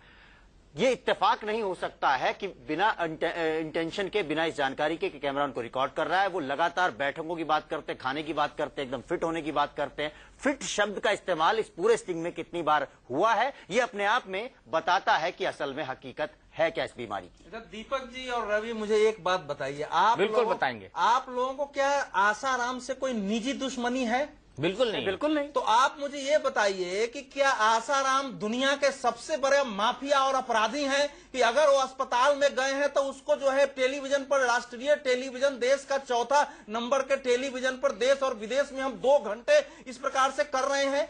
एक से एक देश नेता, एक से एक अपराधी जो है हॉस्पिटल, अस्पताल में जाकर के, कितना अस्पताल कहते हैं, वो कहां जेलों में करते हैं।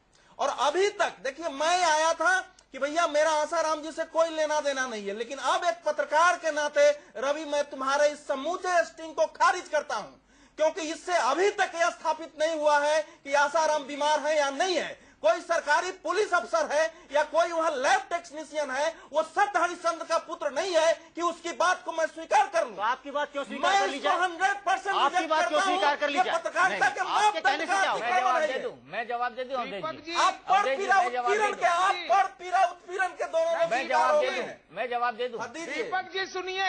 अरे अखिलेश तिवारी जी, एक मिनट मुझे जवाब दे दीजिए, फिर मैं आता हूं आपके पास। एक ऐसा व्यक्ति जो धर्म के नाम पर दुकान चलाता हो, पाखंड करता हो, वो मेरे लिए संत नहीं हो सकता। एक ऐसा व्यक्ति जो एक नाबालिग लड़की का यौन शोषण करता हो और फिर बचने के लिए हजार झूठ बोलता हो, वो मेरे लिए संत नहीं हो सकता। एक ऐसा व्यक्ति जी हाँ, ये मेरा विचार है, जी हाँ, ये मेरा विचार है और मैं इसको प्रूव कर रहा हूँ, चिल्लाने से कुछ नहीं होगा। बात जवाब का जवाब सुनिए। दंड बैठक लगाना अपराध, पूरी न्यूज मैंने सुनी है, इसमें यही कवर कर रहे हैं कि दंड बैठक लगाना अपराध है। दीपक चौरसिया मुख्य संपादक हैं। दीपक चौरसिया इस देश के एक बड़े व्यक्तित्व हैं। उनको एक जिम्मेवारी होनी चाहिए कि आप व्यक्तिगत किसी के प्रति अगर आपका कुछ है, आप न मानिए, लेकिन दूसरे अगर मानते हैं तो आप ये विचार नहीं थोप सकते हैं। महेंद्र चावला दूंगा, मैं इसका जवाब दूंगा। महेंद्र चावला जैसे कुंठित लोग जिनकी बातों में गलतियों के कारण पिटाई चलने दीजिए, बहुत बढ़िया है, चलने दीजिए। जब हम कसाब को बिरयानी दे सकते हैं, हर फ्राइडे को नॉनवेज सर्व होता है, उसको तो नहीं मीडिया उछालता है, क्यों नहीं उठालता है? उनकी कन्विक्शन हो चुकी है, कन्विक्शन होने के बाद भी कसाब को बिरयानी पेश होती है, मीडिया चुप रहता है। और अगर 12 केले दिए जाते हैं बाबू को, तो उसको नॉनवेज सर्व होता है, उसको तो नहीं मीडिया उछालता है, क्यों नहीं उठालता है? उनकी कन्विक्शन हो चुकी है, कन्विक्शन होने के बाद भी कसाब को बिरयानी पेश होती है, मीडिया चुप रहता है। और अगर 12 केले दिए जाते हैं बाबू को, तो उसको उछाला जाता है। बाबू ने कभी पूरी जिंदगी में एक बादाम कटोरी नहीं खाए होंगे। मैं कह सकती हूँ यहाँ पर, ये बात मैं बोलना नहीं चाहता हूँ कोमल, लेकिन एंटी टॉक्स है, डॉक्टर यहाँ से चले गए। अफीम का एंटी टॉक्स अगर कोई पैदा हुआ है तो वो सिर्फ केला है। अगर आपको अफीम की लत है और अगर आपको अफीम की लत छुड़वानी है तो सिर्फ आप केला खा सकते हैं। बापू जी की ब्लड में इम्प्योरिटीज क्यों नहीं आई? इम्प्योरिटीज इसलिए नहीं आई क्योंकि वो वाइप आउट हो जाता है। वाइप आउट हो गई तो बापू जी 6 महीने से अंदर है, तो क्यों नहीं उन्हें अफीम की लत के कारण लोग कहीं गिरे पड़े हैं? पपीता खाए तो पपीता राम, लात मारे तो लाता राम, लात मारे तो लाता राम। बेटा जो है, बेटा यौन शोषण करे दो लड़कियों का, वो बहुत अच्छा। मुझे ऐसे लोगों से सख्त नफरत है जो धर्म के नाम पर ठेकेदारी करते हैं। गेरुआ वस्त्र और सफेद वस्त्र पहन लेने से कोई साधु या संत नहीं बन जाता।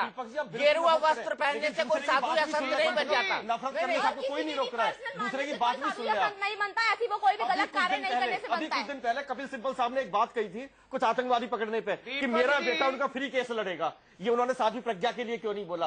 मतलब साधु संतों के लिए कोई नहीं बोल सकता।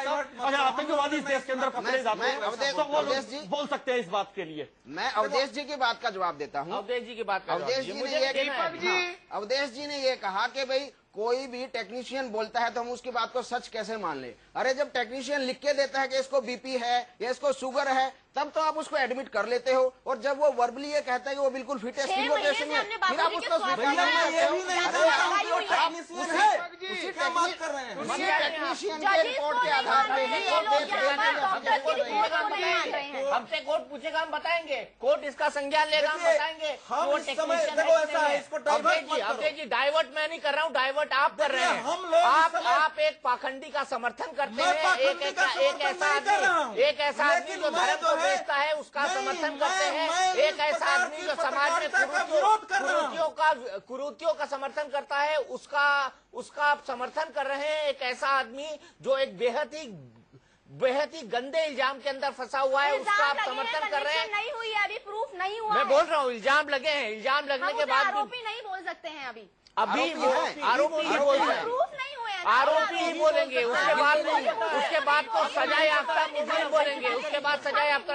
और अवधेश जी, आप सिर्फ अपनी जिद के कारण पत्रकारिता के उन तमाम मूल्यों का हास कर रहे हैं जिसके लिए हम आपको कभी खड़ा मानते थे। चूंकि ये बात व्यक्तिगत हो गई है, इसलिए मैं इस स्तर तक यहाँ पर आया हूँ और मैं इसका कारण आपको बताता हूँ कि आपको ये लगता है कि तमाम मीडिया चैनल आशाराम बापू को जानबूझकर उनके पीछे पड़े हुए हैं, लेकिन उन्होंने जो जुल्म किया, लेकिन उन्होंने जो ड्रामा किया, लेकिन उन्होंने जो झूठ बोला, जो कोर्ट के सामने नाटक किया, उनके बेटे ने लुका छुपी का नाटक किया, स्वामी चक्रपाणी महाराज भी जानते हैं, आप भी जानते हैं कि किस तरीके से उसने लुका छुपा किया नाटक किया। पूरा देश इस बात को जानता है, लेकिन फिर भी भी बोला था इसी चैनल पे भी बोला आप 58 दिन तक, और उसके बाद भी आप लोगों को लगता है कि बाप नंबरी बेटा 10 नंबरी की ये जोड़ी राजा सत्यवादी हरिश्चंद्र का अवतार है या राजा सत्यवादी, तो ये अधिकार आपको मुबारक हो, आपको मुबारक हो, ये आपको मुबारक हो, आपको मुबारक हो। और हमको जो लगता है बेहतर पत्रकारिता में वो हम करते रहेंगे, वो हम करते रहेंगे। अगर आपको लगता है कि हमने पत्रकारिता के स्टैंडर्ड को घटा दिया है, अगर आपको लगता है कि हमने पत्रकारिता के स्टैंडर्ड को घटा दिया है, तो आप ये मान सकते हैं, लेकिन हमारी जनता, हमारे व्यूअर्स इस बात का फैसला कर देंगे साफ साफ कि दूध का दूध और पानी का पानी क्या है। मेरा मत है, अवधेश जी हमारी जवाबदेही जनता को है, हमारे व्यूअर के प्रति है, आपको लेकर नहीं है। आपसे इजाजत आगे भी नहीं लेंगे, आपसे आगे भी इजाजत नहीं ली जाएगी स्टिंग करने की। हम सच दिखाना चाहते हैं, हम सच की पत्रकारिता करते हैं। 10 अफसर सरकारी लोग हैं, अगर वो खुलकर इस बात को कह रहे हैं और सामने चेहरा उनका दिख रहा है, कुछ धुंधला नहीं है, कुछ फुटेज के साथ छेड़छाड़ नहीं की गई है, आप चैलेंज कर सकते हैं इसको, अदालत में जाकर चैलेंज कर लीजिए। लेकिन आपके खारिज कर देने से क्या होता है? मैं चैलेंज नहीं कर रहा हूं, आपके इस विरोध को खारिज कर। एक सवाल स्वामी पहले रवि आप ये बताइए। हाँ बताइए अखिलेश तिवारी। रवि जी पहले मैं आपसे कुछ पूछना चाहता हूं। पूछिए। रवि जी सुनिए, रवि जी आप ये बताइए, जब आप किसी का भक्त बन के किसी का अगर हाल चाल पूछेंगे तो निश्चित तौर से भारत आध्यात्मिक राष्ट्र है, कोई भी व्यक्ति हो वो निश्चित तौर से शुभ ही बोलेगा। जब आप उनका भक्त बन करके आपने ये कहा कि हम लोग बहुत परेशान हैं कि बापूजी का ये हो गया, अमुक अमुक अमुक हो गया, तो कोई भी व्यक्ति अगर भारत का नागरिक है, आध्यात्मिक राष्ट्र है, वो कभी भी वो शुभ ही शुभ बोलेगा, नहीं नहीं नो प्रॉब्लम सब ठीक है, सब ठीक है। आपकी जो ये कवरेज हुई है, संपूर्ण रूप से आप चैलेंज नहीं कर सकते हैं कि ये सब गलत ही है, ये सब पाखंडी है। एक वो संत है, निश्चित तौर से अपने भक्तों को कभी भी हो ये गलत संदेश नहीं देना चाहेंगे।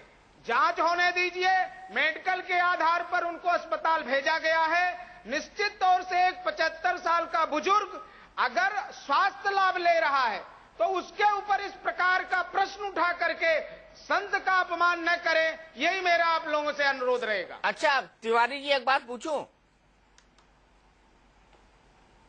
जी, आप आसाराम से कितनी बार मिले? दीपक जी वो प्रश्न नहीं है। नहीं आप बताइए ना। अरे ये बताइए कितनी बार मिले हैं, कितनी बार उनका प्रवचन सुना है, कितनी बार आप उनके उसमें आए हैं, कितनी बार आपने उनको नजदीक से देखा है? क्यों आप उनको सर्टिफिकेट देते हैं कि वो एक नाबालिग बच्ची का यौन शोषण नहीं कर सकते? क्यों आप लैब टेक्नीशियन को गलत ठहराते हैं? इसके पीछे कोई कारण तो होगा ना, दुनिया बिना कारण के चलती नहीं है। ये तो परमात्मा तक ने कहा है, सनातन धर्म कहता है ये। नहीं दीपक जी आप भी चैनल पर किसी को चरित्र को आप भी प्रमाणित नहीं कर सकते हैं। ये विषय हम तथ्य रख सकते हैं सामने, ये हमारा अधिकार है। जल्द आने वाला हम तथ्य रख सकते हैं, ये हमारा अधिकार है। ये विषय अदालत में है बंधु, ये अदालत से प्रमाणित होने अदालत ही तो नहीं जा रहे हैं, वो अदालत जा कहा रहे हैं, गुनाह किया तो फिर भी नहीं जा रहे हैं। मिलेगा ही। यही तो बात है कि उस लड़की का बयान न दर्ज हो, इसके लिए वो तमाम चालें चल रहे हैं। आपको पता है कि केस लंबा खिंचता रहे, उनको बेल मिल जाए, फिर सालों तक केस चलता रहे और इस केस पर कभी फैसला ही ना हो। यही वो चाहते हैं। आपको पता है अखिलेश तिवारी जी, यही उनकी स्ट्रैटेजी है। दीपक जी आपने ही चैनल में दिखाया था, कि आसाराम बापू टूट चुके हैं, शारीरिक रूप से जर्जर हो गए हैं। यही इंडिया न्यूज का न्यूज था। आज आप कैसे बदल गए हैं? ये तो आपके चैनल पर बार बार दिखाया गया कि बापू बेहद ही आपने ध्यान से नहीं देखा अखिलेश जी, आपने बीच में टीवी म्यूट कर दिया हुआ है, दूसरा चैनल लगा लिया होगा, ये भी दिखाया था। नाबालिग के साथ यौन शोषण करना पाप है, बिल्कुल पाप है। झूठ बोलना पाप है, झूठ बोलना पाप है, आयुर्वेदिक जो झूठ बोलना पाप है। यौन शोषण किसी के साथ भी पाप है, जघन्य अपराध है। नाबालिग क्या किसी के साथ भी? कोमल आपको मेडिकल रिपोर्ट पढ़ना चाहिए।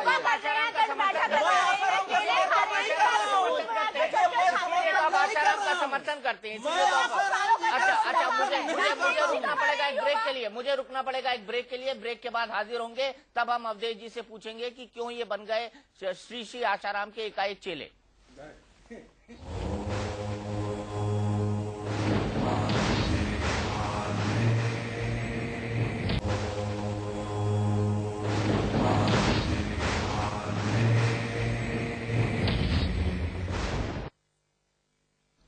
आसाराम के महापाखंड का खुलासा खुफिया कैमरे पर पुलिस वालों ने किया, डॉक्टरों ने किया। आसाराम के पाखंड का पर्दाफाश करने के लिए इतनी गवाही कम नहीं है, लेकिन इंडिया न्यूज की टीम ने सच उस वकील से भी जाना जो अदालत में आसाराम केस की पैरवी करता है। सच उस गार्ड ने भी बोला जो आसाराम के आसपास ही रहता है।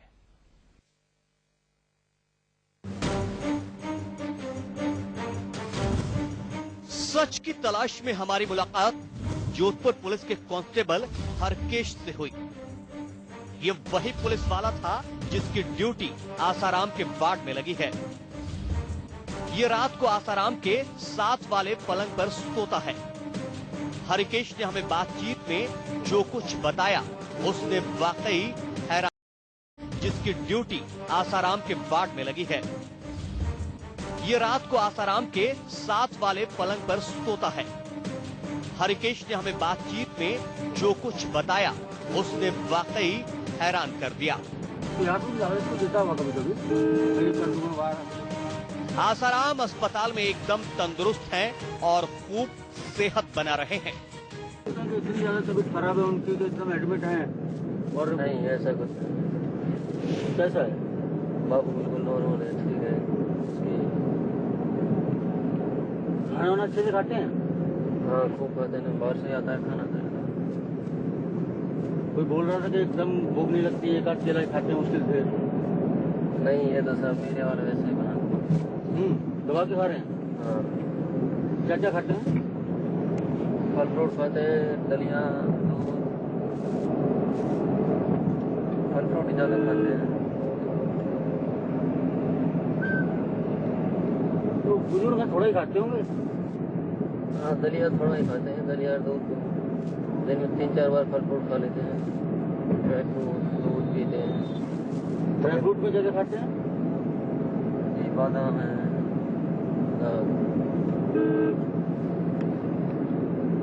तो खाना क्या ये जेल वाला ही खा रहे हैं कि नहीं खुद का पर्सनल बाहर से? अच्छा बाहर से आता है? हाँ कोर्ट के आदेश से। अच्छा। तो उनके भक्त लेके आते हैं? हाँ। दलिया वगैरह लाते हैं, कुछ और भी खाने का बढ़िया माल भी लाते हैं? नहीं वही दलिया लाते हैं, दलिया दूध और फल फ्रूट लाते हैं। वो आपको कसरत भी करते हैं मैंने सुना? कसरत तो नहीं करते।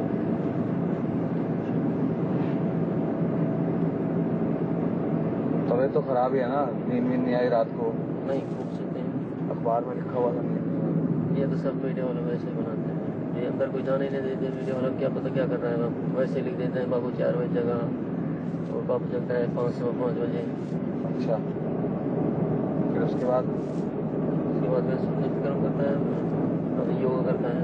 योगा करता है? इसमें लिखता है दंड बैठक लगाते हैं, सुबह दंड बैठक लगाते है। तो मजे में लेकिन देखो अभी भी है ना, मजे ही है। हो गया जैसे दूसरे मुलजिमों के साथ होता है नहीं, जेल में भी अलग पर्सनल रूम है, स्पेशल ट्रीटमेंट होता है बाबा? अलग ही रूम दे रखा है इसको एक। जेल में भी? हाँ। अच्छा। 2 सेवादार दे रखे हैं, वहीं पास में सेवा करते हैं इसकी। अच्छा। इसके पास ही रहते हैं जेल में। कोई कैदी वैदी नहीं रहता कोई और? नहीं इसका पर्सनल रूम है। अलग रूम है? अलग। तो उसमें पंखा वंखा टीवी सब सुविधा है? सब सुविधा। मदेना आता है उस रूम में। अच्छा उसी रूम में ये है। अच्छा तो उसको बापू को एसी भी दे रखा है क्या? एसी तो नहीं दे रखा। एसी नहीं। सुना आपने कैसे आसाराम अस्पताल में मौज काट रहे हैं, बाहर का खाना खा रहे हैं, ड्राई फ्रूट छक छक कर खा रहे हैं। हालांकि हमारे अंडर कवर रिपोर्टर की मुलाकात आसाराम के वकील जगमाल सिंह चौधरी से हुई। आसाराम के इस वकील ने भी खुलासा किया कि आसाराम एकदम मस्त हैं। ऋषिकेश से आए हैं। हाँ, बापू के मेरा जो बात करेंगे 2 बजे के बाद। सर बापू की बेल क्यों नहीं? बेल करा लो, 2 बजे की बात करेंगे।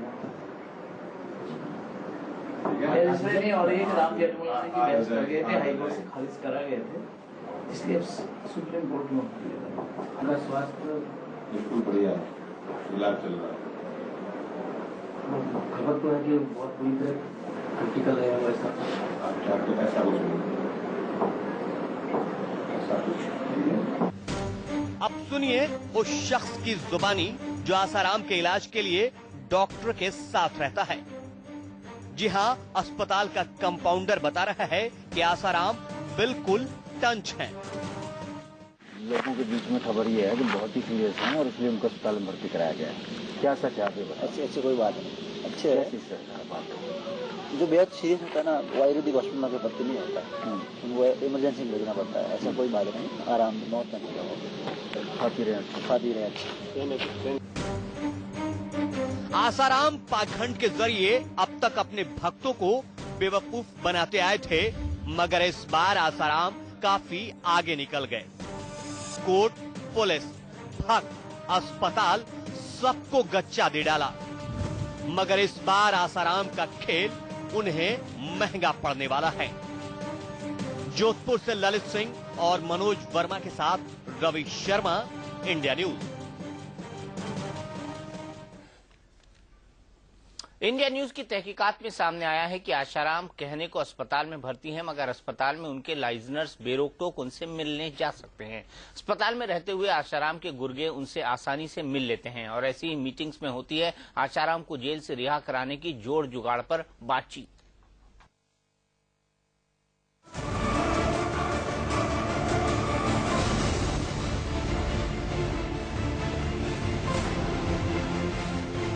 देखिए, ये वही आसाराम हैं जो अदालत से बाहर निकलते तो वकीलों का कंधा पकड़कर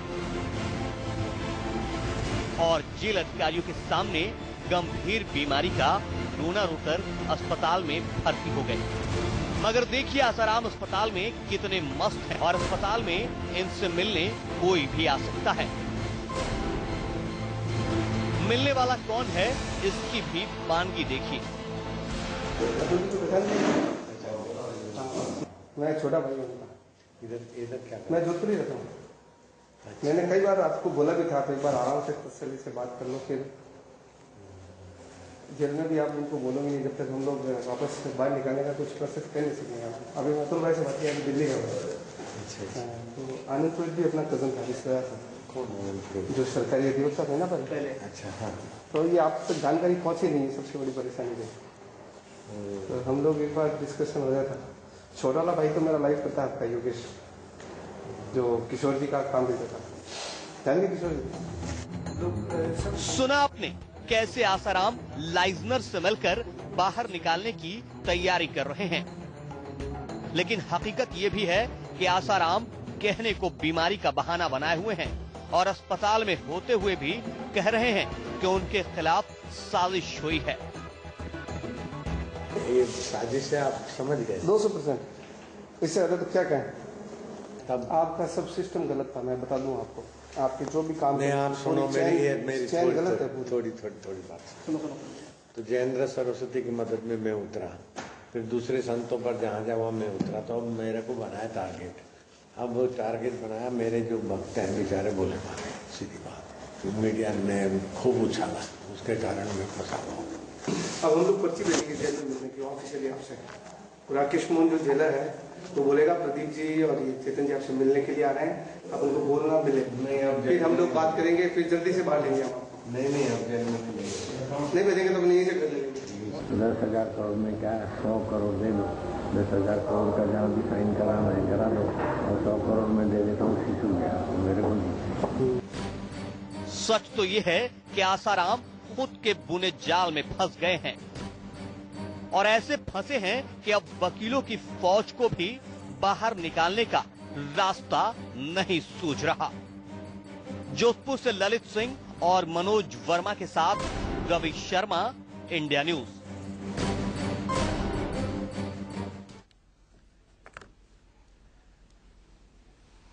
तो सुना आपने आशाराम क्या कह रहे हैं। आशाराम बापू, राष्ट्र संत आशाराम बापू। अवधेश कुमार जी, कोई प्रतिक्रिया आपकी?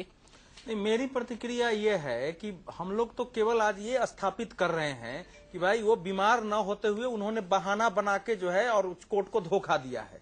इस समय बाकी पर हम डिस्कशन नहीं कर रहे हैं। तो मेरा एक कहना यह है कि केवल इतना ही है कि आपने हमको समर्थक साबित कर दिया। मैं स्पष्ट कर रहा हूं कि मैं उनका समर्थक न था, न हूं, न रहूंगा। लेकिन मुझे एक पत्रकार के नाते तटस्थ बात रखनी है। वो बैठे हुए कह रहे हैं कि 10,000 करोड़ कहाँ है, हमसे साइन करा लो 100 करोड़ पर ही कहीं से, हमको तो फंसाया गया है बेचारे को। उसमें स्टिंग में भी वो अपने को दोषी नहीं मान रहा है जो आदमी। लेकिन मैं सर्टिफिकेट नहीं दे रहा हूं। मुझे इतना ही कहना है दीपक जी, और मैं हाथ जोड़ के आपसे और रवि शर्मा जी से भी कहता हूं कि अब इस विषय को न्यायालय पर छोड़ दिया जाए। न्यायालय जो फैसला दे हम लोग स्वीकार करें। आपने दिखा दिया, कल इस पर मुझे लगता है कार्रवाई हो जाएगी। अगर वो अस्वस्थ हैं तो वो जेल में जाएंगे। लेकिन फिर मैं ये कहूंगा कि ये इतना बड़ा विषय, राष्ट्रीय विषय नहीं है जिस पर कि इंडिया न्यूज जैसे देश के चौथे चैनल को इतना समय, इतना धन, इतना संसाधन और हम सबको बैठा करके इस पर बहस कराना चाहिए था। और दीपक चौरसिया के भी स्टैंडर्ड के अनुकूल नहीं है ये। अवधेश जी, आप बड़े पत्रकार हैं और इसमें कोई दो राय नहीं, बहुत बड़े पत्रकार हैं। लेकिन ये भी कहना होगा कि पत्रकारिता में खबर होती क्या है? खबर वो होती है जो मास से संबंध रखती है। अगर मैं नीलम जी की बात ही मान लूं तो 4 करोड़ बोले गए हैं, 4 करोड़ लोगों से सीधा वास्ता है। और इसके अलावा कोमल जी माफ कीजिएगा, और इसके अलावा हमारे लाखों करोड़ों वो दर्शक जो बार बार इस खबर को देखना चाहते हैं। दूसरी बात ये कि आपने कहा कि वो इस वीडियो में भी अपने आप को बेगुनाह बता रहे हैं। तो इस वीडियो के अलावा भी हमारे पास कुछ और जानकारी है, कुछ और ऐसी रिकॉर्डिंग भी है जो समय के अभाव से नहीं दिखा पा रहे हैं। लेकिन उसमें पुलिस वाले ये कह रहे हैं कि हर आरोपी अपने आप को यही बताता है कि मुझे फंसाया गया। बहरहाल उन सब बातों में नहीं जाते, लेकिन हम कितने तटस्थ हैं, हमारी पत्रकारिता कितनी तटस्थ है, ये बात साबित करती है कि हमने आसाराम का वो वाला पोर्शन भी दिखाया, हमने वो पोर्शन भी दिखाया जिसमें आसाराम खुद को बेगुनाह कह रहे हैं। तो इससे पता चलता है कि हम किस तटस्थता के साथ काम कर रहे हैं। नहीं, ये बात सही है कि आपने उस पक्ष को दिखाया है। कल ही दीपक जी मेरे से एक प्रश्न विदेश में दुबई से किसी ने फेसबुक पर पूछा कि क्या अवधेश जी आप सर्टिफिकेट दे सकते हैं कि दीपक चौरसिया एक ईमानदार पत्रकार है? आप हमारा फेसबुक खोल के देख लीजिए और इंडिया न्यूज तटस्थ चैनल है। मैंने कहा हाँ, इतना ही उत्तर दिया। तो जब मैं ये बात आत्मविश्वास के साथ कहता हूं तो मेरा यह अधिकार भी बनता है कि अगर मुझे कुछ गलत दिखाई दे रहा है तो मैं उसको रोकूं। मैं, देखो, तुम एक क्राइम रिपोर्टर हो, मैं तुम्हारे काम को रिजेक्ट कर रहा हूं, चैलेंज नहीं कर रहा हूं। दोनों में अंतर समझो। मैं चैलेंज नहीं कर रहा हूं, तुमने ईमानदारी से वो भी दिखाया, लेकिन इससे वो चीजें प्रूफ नहीं होती है जो हम सब लोग साबित करने की कोशिश कर रहे हैं। क्या प्रूफ नहीं होता, ये बताइए अवधेश जी, क्या प्रूफ नहीं होता? प्रूफ इससे अभी ये नहीं हो रहा है कि वो आदमी बिल्कुल स्वस्थ होके ही अंदर आया होगा। इससे ये भी प्रूफ नहीं हो रहा है कि वो आदमी वाकई पाखंडी और झूठा है जो कह रहा है कि हमारे पास 100 करोड़। ये तो प्रूफ हो रहा है कि उसने बीमारी का बहाना बनाया है और बीमारी का बहाना बनाकर वो चिकित्सालय गया है। ये प्रूफ हो रहा है कि इस समय वहाँ के लोगों के अनुसार वो बीमार नहीं है। तो संजय दत्त को पेरोल पे छुट्टी मिलती है, इसको तो मीडिया नहीं उठाता है। 24 घंटे पहले आपसे अदालत में तारीख थी। इतना सुनिए, 24 घंटे पहले तारीख थी अदालत में और इनकी तरफ से कहा गया, वकील की तरफ से, कि वो स्वस्थ हैं, नहीं आ सकते। दो में से किसी एक बात पे टिकी आप? मैं नहीं, आज ये इस स्टिंग से इतना साबित है कि इस समय डॉक्टरों के अनुसार, ये ध्यान रखो, वहां जो लोग हैं उनके अनुसार वो बीमार नहीं है। इतना इससे दिखाई दे रहा है, लेकिन मैं इसको ये नहीं मानूंगा कि वो बीमार रहे भी नहीं होंगे। हम ये कह भी नहीं रहे कि वो बीमार रहे भी नहीं होंगे। हम सिर्फ बात कर रहे हैं कल की तारीख की, जब उस नाबालिग लड़की को आना था, अपना बयान दर्ज कराना था। आसाराम ने बीमारी का बहाना बनाया और जानबूझकर उस बयान को दर्ज कराने से बचते रहे। साफ सी बात है कि वो किसी शातिर अपराधी की तरह इस केस को लंबे से लंबा खींचना चाहते हैं। गवाहों और बयानों को वो लेट करना चाहते हैं, बीमारी का हवाला देना चाहते हैं, कोर्ट में पेश नहीं होना चाहते हैं, जो हर एक शातिर मुजरिम करता है। ऐसे व्यक्ति को मैं संत मानूं क्या चक्रपाणी जी? आयुर्वेदिक दवाशाले में भी पुलिस डिटेंशन से बाहर नहीं है। आपने दिखाया कि गुर्गे मिल रहे हैं, सिर्फ एक बंदा मिलता हुआ दिखाया आपने अपनी रिपोर्ट में। क्यों नहीं गुर्गे दिखाए? 10 बंदे दिखाते ना बापूजी से मिलते हुए, सिर्फ एक बंदे को आपने शो किया अपनी रिपोर्ट में। बता दूं, आप ये क्यों नहीं दिखाते? 3 दिन पहले मैं बताता हूँ आपको, एक लाइन बोलूंगा, कुछ नहीं बोल पाएंगे उसके बाद। सुनिए आप मेरी बात। अब से 2 दिन पहले अर्जुन नाम के, सुनिए आप सुन भी लीजिए ना, आप सुनिए, आपके कहने से कुछ नहीं होता है। 2 दिन पहले उसी अस्पताल से एक शख्स की गिरफ्तारी हुई है। 2 दिन पहले उसी अस्पताल से गुजरात पुलिस एक शख्स को उठाकर ले गई है, जिसकी गिरफ्तारी हुई है। उसका नाम अर्जुन है, आसाराम बापू का पुराना भक्त है, एक पुराने मामले में वांटेड था, वहाँ पर भर्ती था। बोलिए, जितने लोगों पे हमले हुए उसका मास्टरमाइंड है। इन्वेस्टिगेशन के बाद छोड़ दिया जाएगा। और ये बात बता रहे महेंद्र चावला बता रहे हैं, महेंद्र चावला बता रहे हैं कि जो एसिड हमले हुए हैं, आयु 19 साल से बढ़ के आई है, जो उसकी मां ने ही कराई है, मतलब उसके बाद बाबूजी पे, और जब बाबूजी पे पॉक्सो हट जाएगा तो ऐसे किसी भी रेप के एलिगेशन पर हम उन्हें अंदर नहीं रख सकते। तो उनके 5 महीने कौन लौटा कर देगा? आप मुझे सिर्फ एक बताइए। 7 महीने हो गए, आप गिन नहीं रही हैं।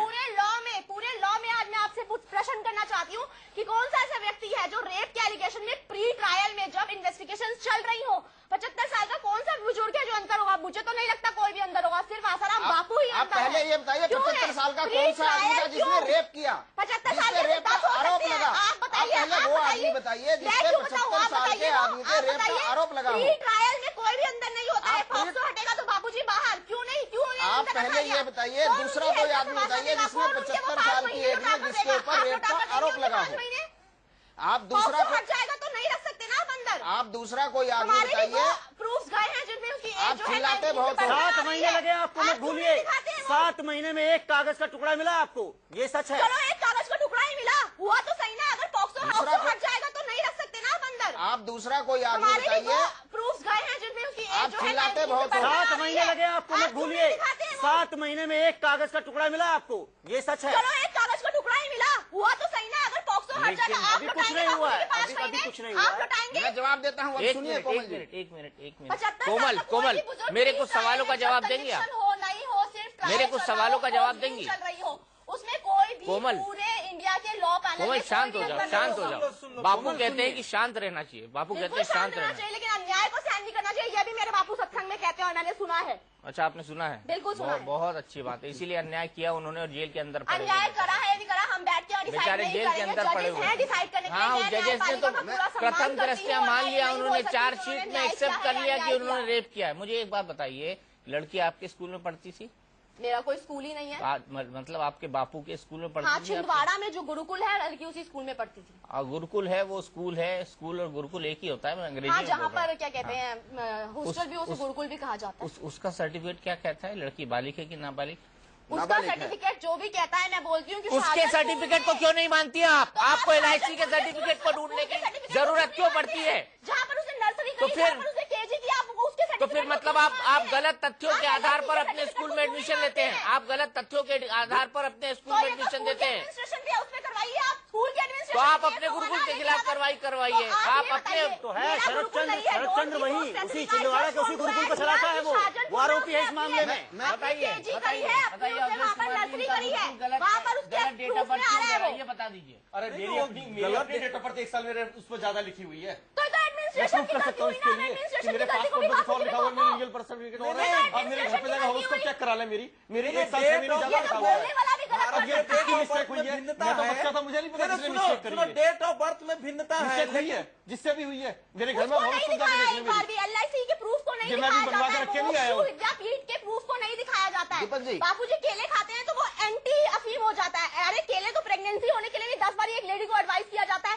मेरे पापा भी फास्ट में 10 केले खाते हैं, तो इसका मतलब ये तो नहीं है कि वो अफीम लेते हैं। ये तो किसी की पर्सनल अपनी विश है कि वो केले खाए या फिर चाय पिए। एक मिनट, इनको पंचेड़ बूटी के बारे में कुछ बता दीजिए। पंचेड़ बूटी का ये है कि रतलाम के पास पंचेड़ नाम के गांव में इनका एक आश्रम है। वहाँ पे अफीम की खेती की जाती है और अफीम, अब सुनिए, उन्होंने पूछा है, सुन लीजिए ना। अरे केशवानंद जी महाराज, सुन लीजिए। कथित बातों पे कोई विश्वास नहीं करता। देश की जनता सच्चाई जानना चाहती है। यहाँ पर टूटी-फूटी रिपोर्टर से सच्चाई नहीं आती है। देश की जनता थक चुकी है न्यूज चैनल देख कर। वो चाहती है कि सच्चाई सामने आए। बापू केले खा लेंगे तो अफीम एंटी हो जाएगा। तो ये कानून आपके ऊपर भी लागू होता है। अगर आप जानते थे और आपने जानबूझकर कुछ पाया सरकार से, ये कानून आपके ऊपर भी लागू होता है। बाबू आसाराम के ऊपर लागू होता है, तो आप इससे नहीं बच सकते। अच्छा, चक्रपाणी महाराज जी के बात करते हैं, बड़ी देर से खामोश है। चक्रपाणी जी महाराज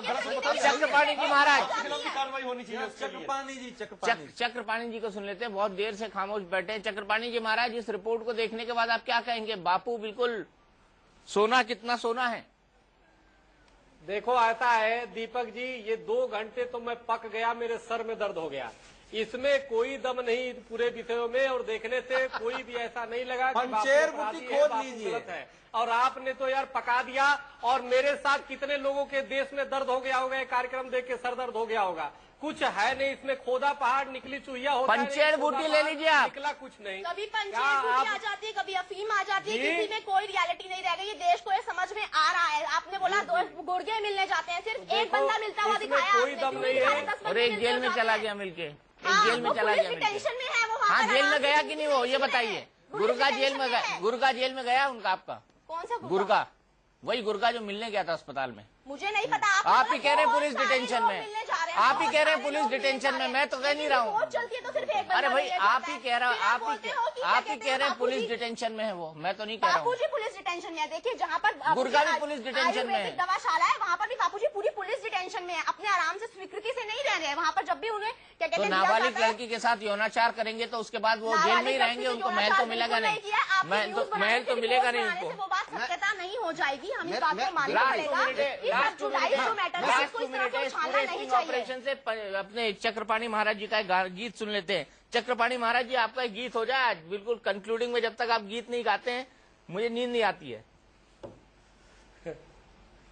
अच्छा, हमसे का भूल हुई जो ये सजा हम का मिली। अब तो चारों ही तरफ बंद है दुनिया की गली।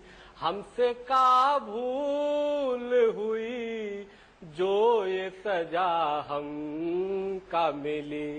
दिल किसी का न दुखे, हमने तो बस इतना चाहा।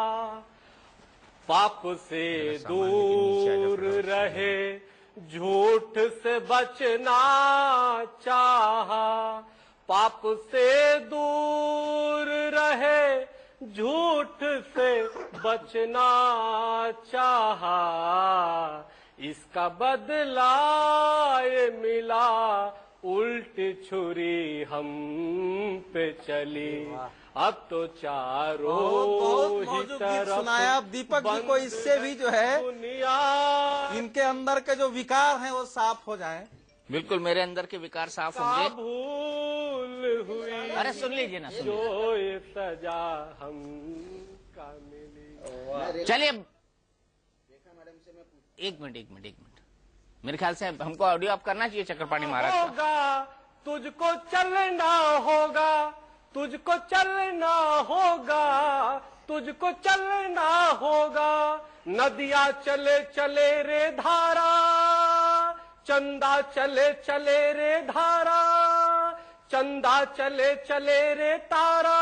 तुझको चलना होगा, तुझको चलना होगा। चलो ये था हमारा by one get one offer. चल देंगे राहें। चक्रपाणी महाराज जी मैं आपको यहीं रोकूंगा, माफ कीजिएगा वक्त हमारे पास कम है। अगले बुलेटिन की तरफ जाना है। फैसला आपका है कि आशाराम वाकई में एक संत है या महापाखंडी और ढोंगी। इंडिया न्यूज पर खबरों का सिलसिला लगातार जारी है।